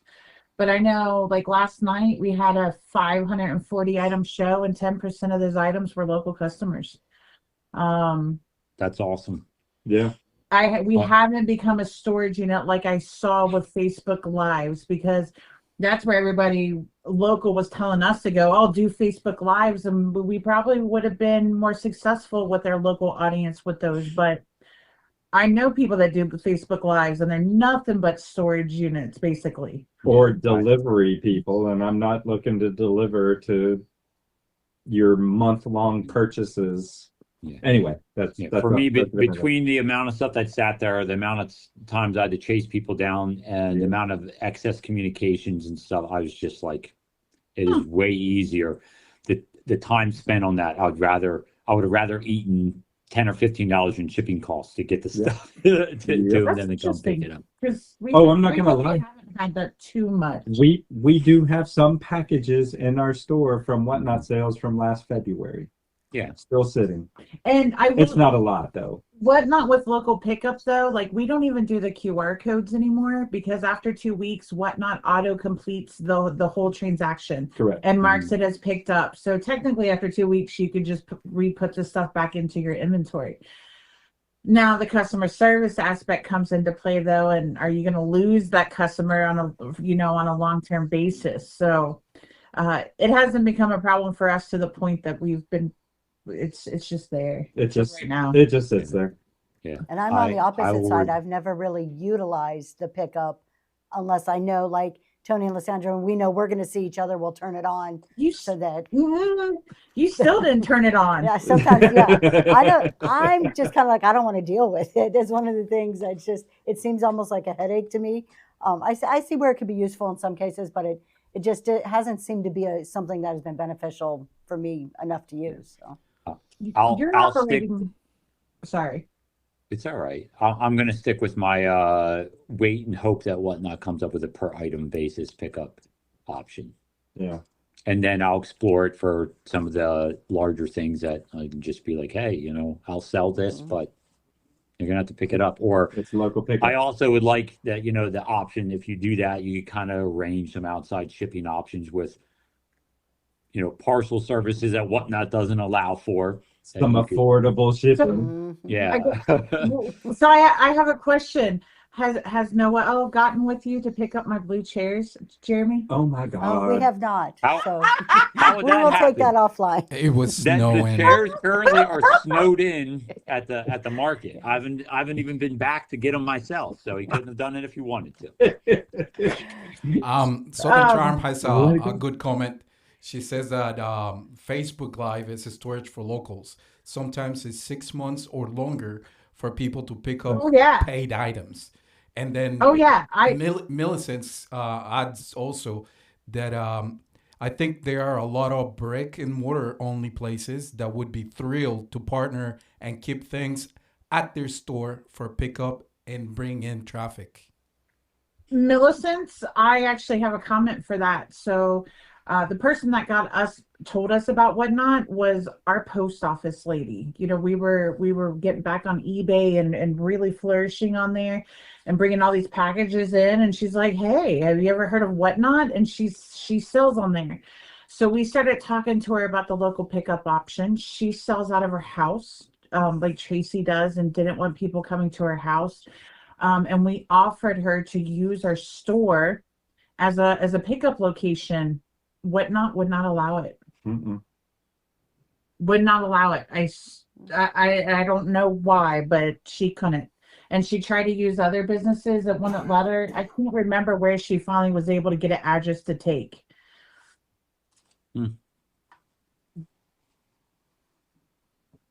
So we tried. Because I wouldn't mind that. Heck yeah. I'd Bring in more local people to have all their customers come to my grocery store. Please, let's go. The one person I talked about, the auctioneer or auction house that I go to that has now started on Whatnot, they actually have a storefront also, separate part of their business, but they drive every show. If you go into their shows, they drive people to their brick and mortar constantly. Then they market heavily to the local area. I mean, that's more so. They do the normal, Whatnot, customers from all over, but very, very heavily focused on their local area. They're kind of doing Whatnot differently, which is interesting. Yeah, if they did the per item basis, I'm a licensed auctioneer, so I would go out and advertise on the auctioneer sites like AuctionZip and all that kind of stuff. That would be a situation where I'd said this before, that if they offered on a per item, where I could either offer blanket and then per item basis, I would probably have shows geared more towards exactly what you're talking about, trying to draw the local community in to come and pick up, our the items. But again, until that day arrives, I'm just washing my hands of the local pickup environment. Right. I get that. Thriftworks, we'll pick up from you in France. Hey. It's a business trip, right? Thriftworks, do you offer bed and breakfast? We'll be right there. Yes, please. Thriftworks, I mean, I know of a couple dates that you were coming to the U.S. So bring it with you. Can't you just stuff it in your suitcase and bring it? Vintage Chick made a really a cool point, and I would love to see this. Amazon locker concept for Whatnot someday. That would be cool. Wonderful. Yes. I think that would be cool too. Right. But could that be a reality? Will that ever be a reality? I doubt it. Lissandra and Tony, we have Southern Charm that says that she has her local pickup set up for the police department, and Dee has hers set up for the FBI office. That's amazing. Saw that. Oh, you go, Dee. That's awesome. I'm wondering if it was something where we were a business on Whatnot with that address. I don't know. But we even tried to help her, and it kept giving her error message for our address specifically. Yeah. It wasn't that big of a deal. We didn't pursue it any further. No. But there you go. Wow, that was good. We even got on a second topic without organically. Yeah, you didn't perceive that or expect that to happen to all of us, the squirrel brain and the random, topics just going off. I made a comment this morning that how Tracy was gonna contain all the squirrels. You, Tony, me. Nah, nobody can herd wild cats. Stray cats. Not gonna happen. I thought I was very good for our first live. I didn't go crazy or anything. No, you did. Okay. What, are we saying we're calling it quits early as opposed to running to the 8:30? No, I'm not. We can keep talking. I feel like this is end of show conversation. No, So, I think we could keep I don't know if talking. there's any Is other there any? questions. I was about to ask the same thing. Any other questions? It's probably perfect time. Yeah, the last 15 minutes or so. Yeah. I agree with that. Or do you guys have any comments or suggestions and constructive feedback about the podcast tonight?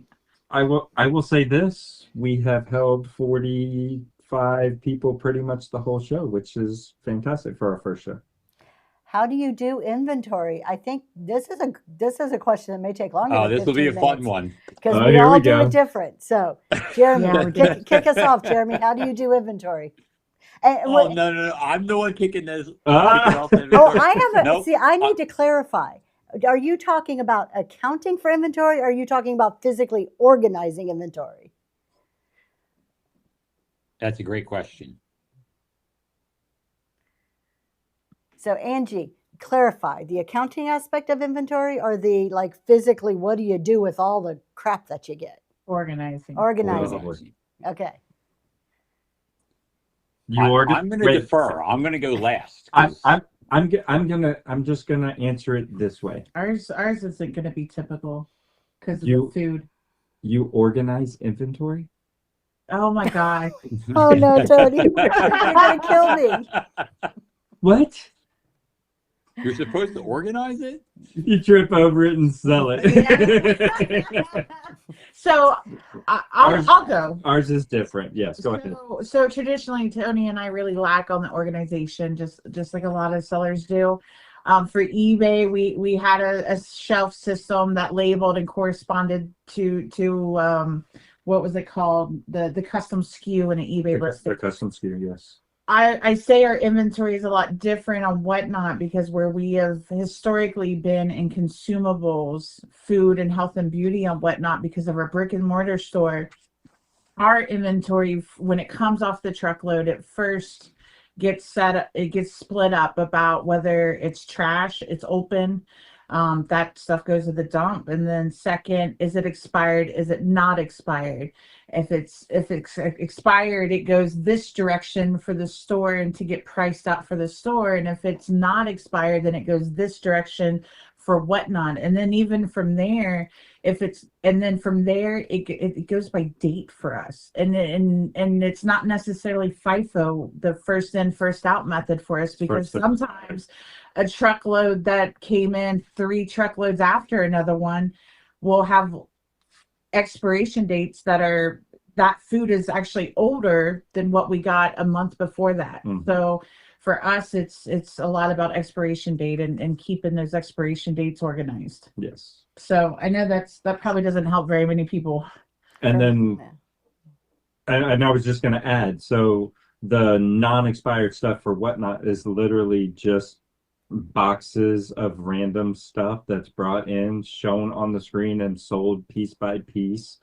There's no rhyme, reason, or organization to it at all. Sometimes, I mean, like on food, we'll pull out the 80-count coffee pod boxes and the 7-pound tubs of protein powders, and we do large item shows where we don't do max 921 shipping.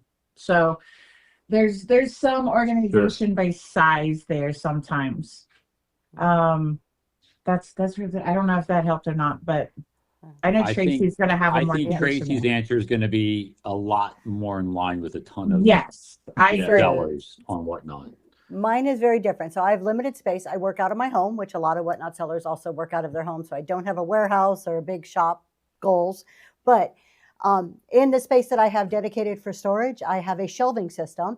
I have shelves set up by shows. My shows are designed in a specific manner where I do like a show of all glowy items. I have jewelry, or I do specific design aesthetics.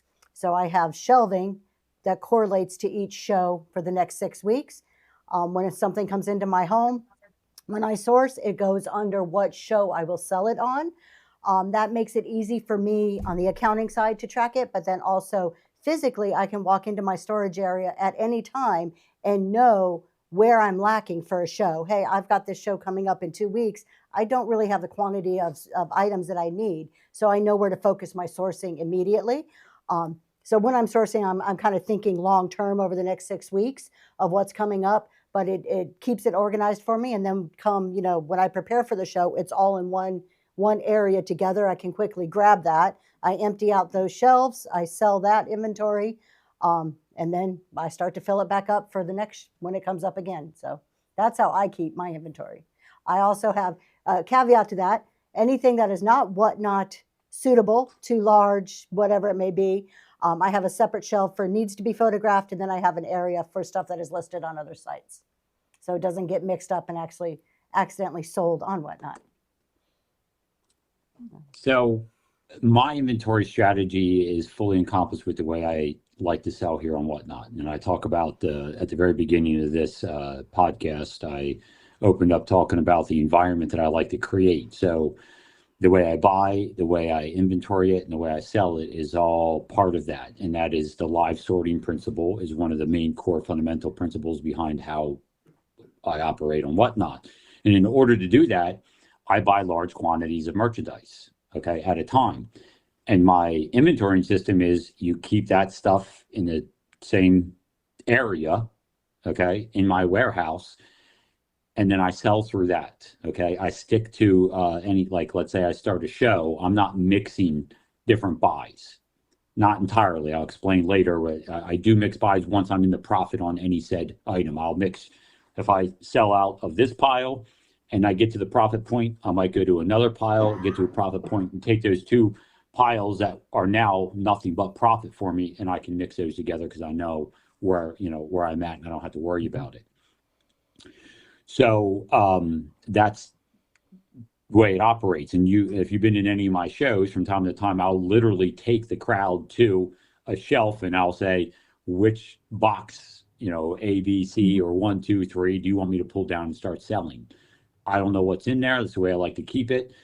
And the way I can keep the live sorting and interest for myself as well as my buyers, because I'm not an actor. I'm not going to fake it. And even if I was an actor, I know people are going to be able to tell. So I take the pile, have it in a place, know what I paid for it, sell the merchandise till it's profitable. And that's my inventorying system. This is going to be my goodbye. My dad just called. Yeah. Have a great night, guys. Are both of you leaving or just Sorry. one of you? No. Okay. We'll see what happens. Her stepmom has had health issues. Okay. Gotcha. All right. So yeah, all in all, my system is very intertwined with how I developed my selling style on Whatnot, and it's not a system that many people are really going to be able to utilize and implement unless you almost decide to sell exactly the way we do. So. But I think you hit on a key point. And this is something that I feel personally a lot of Whatnot people miss, is that it's not just buy stuff, throw it in an area and sell it. Like, it's your organization leads to the full experience from sourcing to shipping. It's a full thought out process where a lot of people will come in and think the show is the process.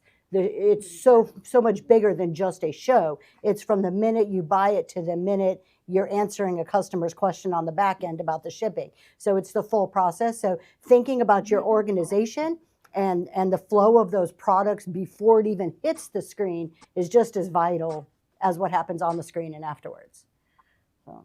But yeah, and another attribute to live selling that's beautiful, I bring all that into the show. Everyone know I have nicknames for my sources. I take people to decide what we're going to sell. I just want to go the whole way back to the beginning of this conversation when we started on here, the benefits of live selling. Like, you don't get to do that anywhere else. You don't get to, if you go on eBay and I put in, I bought this from Dr. K, people were like, what, who cares? That's not going to be an impactful statement or anything anybody cares about. But here, not only the way you source, who you source from, can be an element of your selling style that you can leverage to, positive financial outcomes through live selling. So we have it's just me and you. We have a question from the archivist from D. It says, if you could ask a live selling platform for one thing, what would it be? Any feature or any other thing, etc.? I got an answer if anybody else, if you want me to Go lead. for it. Go for it. All yours. If any live selling application that incorporates auctions provided an as is capable sale, that's what that somebody needs to do that. I'd be happy if you had a disclosure as soon as you go into the sale. It says you click on here to acknowledge it's an as is sale. The items you're buying are in as is condition, and whatever disclaimer they have to explain, like what constitutes as is and what doesn't. And that's it. Meaning that you're going to get less money for your items? More than likely you are, but that's okay because you're buying them as is with that understanding. That is an attribute because this is mostly in the live selling community, is mostly at this point in an auction style format. I know there's other styles out there, but for me in this type of format, I would want that would be a big attribute that I think would be very, very helpful and kind of be able to separate some of the confusion and things that upset other people and cause problems. You know what's funny is the last time you kind of went off on a little tangent on your seller support. I don't know. What are you talking about? Like maybe a month ago or so. Wow. It's been About that. Literally 2 days later, I went into a storage category show and it had a disclaimer that I had to click through and agree that things were being sold as is. But it's the only show that happened with, and it was on just that one show. It You was mean weird. on Whatnot? On Whatnot. Shut up. Never seen that. So they might be playing around with that. That's Well, very interesting. As long as they don't go the way they did with the reverse auction. They were playing around with that. I was talking, you guys know the story of that. I started doing reverse auctions. You saw it too. Interesting. A ton of people came in from Whatnot during that, and they tried to implement. I saw it happen real time. They were messing around with reverse auctions, and they, for some reason, abandoned it. So hopefully, this isn't a situation that they decide to abandon before they get going. So Maybe. I don't know. I just saw it on that one show though. And it was literally 2 days after you talked about it on your I mentioned it several times. You went on a tangent. You did. He got a little heated that day. Well, it's. I mean, you guys understand. Like, 100%. we start seeing that there has to be a compromise with this customer service attribute that they're throwing out there. This is an auction platform, and I think if they educated the people that come on, it's not that hard to educate. It's a very simple. As is, here's the definition. Please bid responsibly and understand what's going to happen, in this situation, and alleviate some of that. And there's, and that, people aren't dumb. They'll understand that they should bid less, and people like me will be completely happy with that. If I'm trying to get max dollar that comes along with max customer service and everything that comes along with it, so be it. But if I don't want that, I should be able to have an avenue for that. And right now, there's no platform out there that provides that. This was the closest thing that had it when they took care of the customer service for you. But it really wasn't, because the people that were buying had the wrong expectations or understanding. They were buying it as is, but Whatnot was just covering the seller's butt and setting the expectations for the buyers that, oh, I can just return the stuff and get my money back if I don't like what I got, or if there was an issue with it. Or the biggie for me is the cake and eat it too profiteers, the people that are trying to buy it from you for a good deal, and then when they realize they paid retail or they can't make as much money as they want off of it, they just decide to send it back to you. So that's that aspect. I hope. I mean, that's awesome to hear, but I'd like to see it and see if it's happening. What do you know if it was a Whatnot employee doing it? Because that's where I saw people actually. I heard people in the past during the reverse auction, they actually had somebody that worked for Whatnot trying out the reverse auction concept. It most definitely was not a Whatnot employee. Okay. Yeah, I'm noticing someone saying they have to get rid of the scammers first. Reality for everybody is every platform is going to have scammers, and they're not going anywhere. Yes. They're going to come and go in every platform. But I don't think the as-is category is going to lend to scammers more than any other category and functionality that's provided here on these platforms. I think once it's understood that as-is doesn't mean you can sell branded, fake branded stuff that's still illegal, as is doesn't cover illegal sales, which would be part of the disclaimer, in my opinion, then, it'd be the same boat. You'd have the people trying to do it and get nailed for it, just as much as they are without the as is attributes. Right. So. The thing I think I would like, and you hit on it, I was going to say reverse auctions. There's a ton on the back end. Shipping, there's a ton of stuff on the back end, but that would involve the selling process for me would be reverse auctions. I mean, I utilize that as part of my business strategy, so I would love to see those features come back. Oh, Dee's seen a few people do it, not employees, that have this disclosure requirement. What was the question? I have all my fingers crossed for that one. The question was if you had the chance to ask any live selling platform for anything, for a feature or something like that, what would it be? I think for me, it's bring your own label. I want to be able to utilize UPS and FedEx. Oh, look at Jeremy. Yes, please. Yes, we built a very good, successful business on eBay by selling the things that people didn't want to ship, large items and almost every category. I don't want to say almost every category, but lots of categories have the issue of what do you do with this big stuff? It just costs too much to ship on Whatnot. I wouldn't even consider eBay and going back onto eBay and static listings if I could sell some of this larger stuff effectively and ship it if it wasn't so cost prohibitive. If you were to ask me top three, we just hit all of them. We did. Like the reverse auction. The reverse auction would be an amazing tool for initial sellers here on Whatnot. I've said that a million times, to be able to create the same auction style environment, but yet protect yourself as far as your prices are concerned. Yeah. And as far as to bring your own label, I think I want to go one step further, in my opinion, on that is they just need to relinquish shipping and allow us to have credits. And I understand if they think that, you've heard me say this, where if we overcharge for us, that like the average shipping costs and all that, give it to us, allow us to do it. Don't give us the money, give it to us in shipping credits. Mm-hmm. Give it back to us where we have to spend it in future shows on shipping. If you're worried people are going to exploit it, don't let us pocket it, but give us the opportunity to utilize the excess money that, and if they did that, I think it also might soothe some of the issues that other sellers come on here, because that's a weird dynamic that every other platform does not just scoop up your excess shipping costs. Correct. Mm-hmm. They do, but also every other platform costs more money. The shipping isn't as great neither. So we're kind of giving to have the shipping we have. And I'm in total agreement. I want UPS and FedEx, and I want all of it. But we do have really great rates. We have to deal with the restrictions for some of those great rates. Kelly says that Jeremy was in the beta for UPS and asked if that was a good experience. Okay.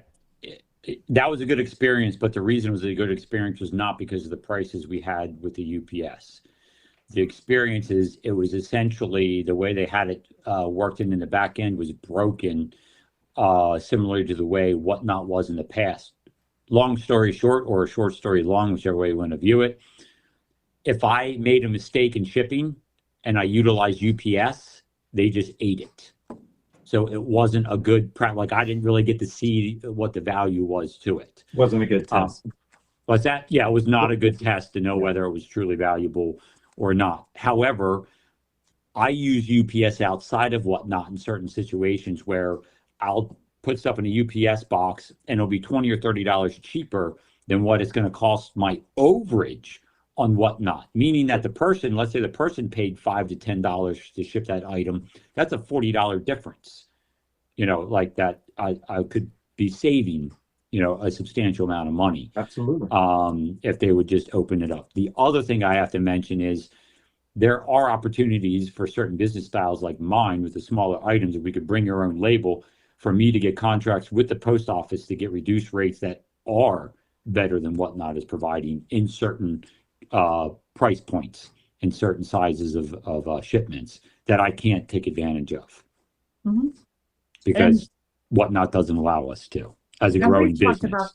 we've talked about that, Jeremy, because our postmaster Came at us. to get us in contact with a district person to also look at specialty rates through them, and unlike you, we're like, nope, we can't utilize it at all. So we weren't even interested in hearing it. Yep.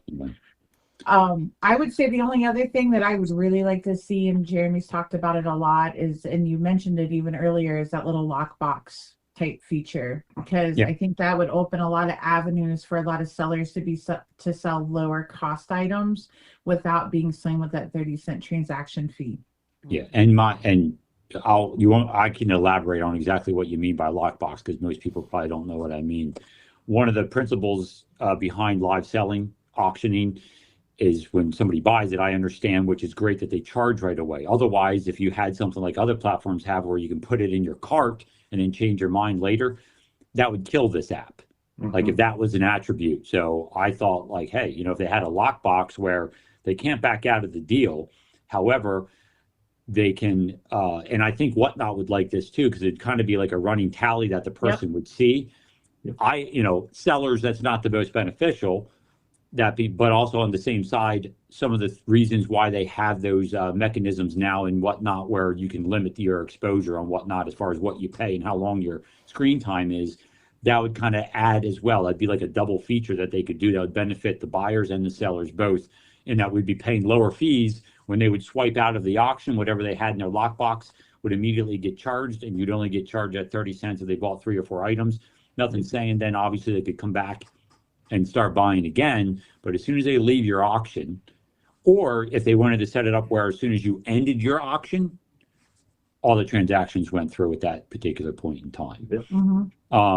My only concern with that would be the obvious people that credit cards get nailed, but I think it would actually be better because a lot of credit cards don't like all these rapid fire small prices. I think that would even out the people's credit cards that wouldn't accept if somebody had a large.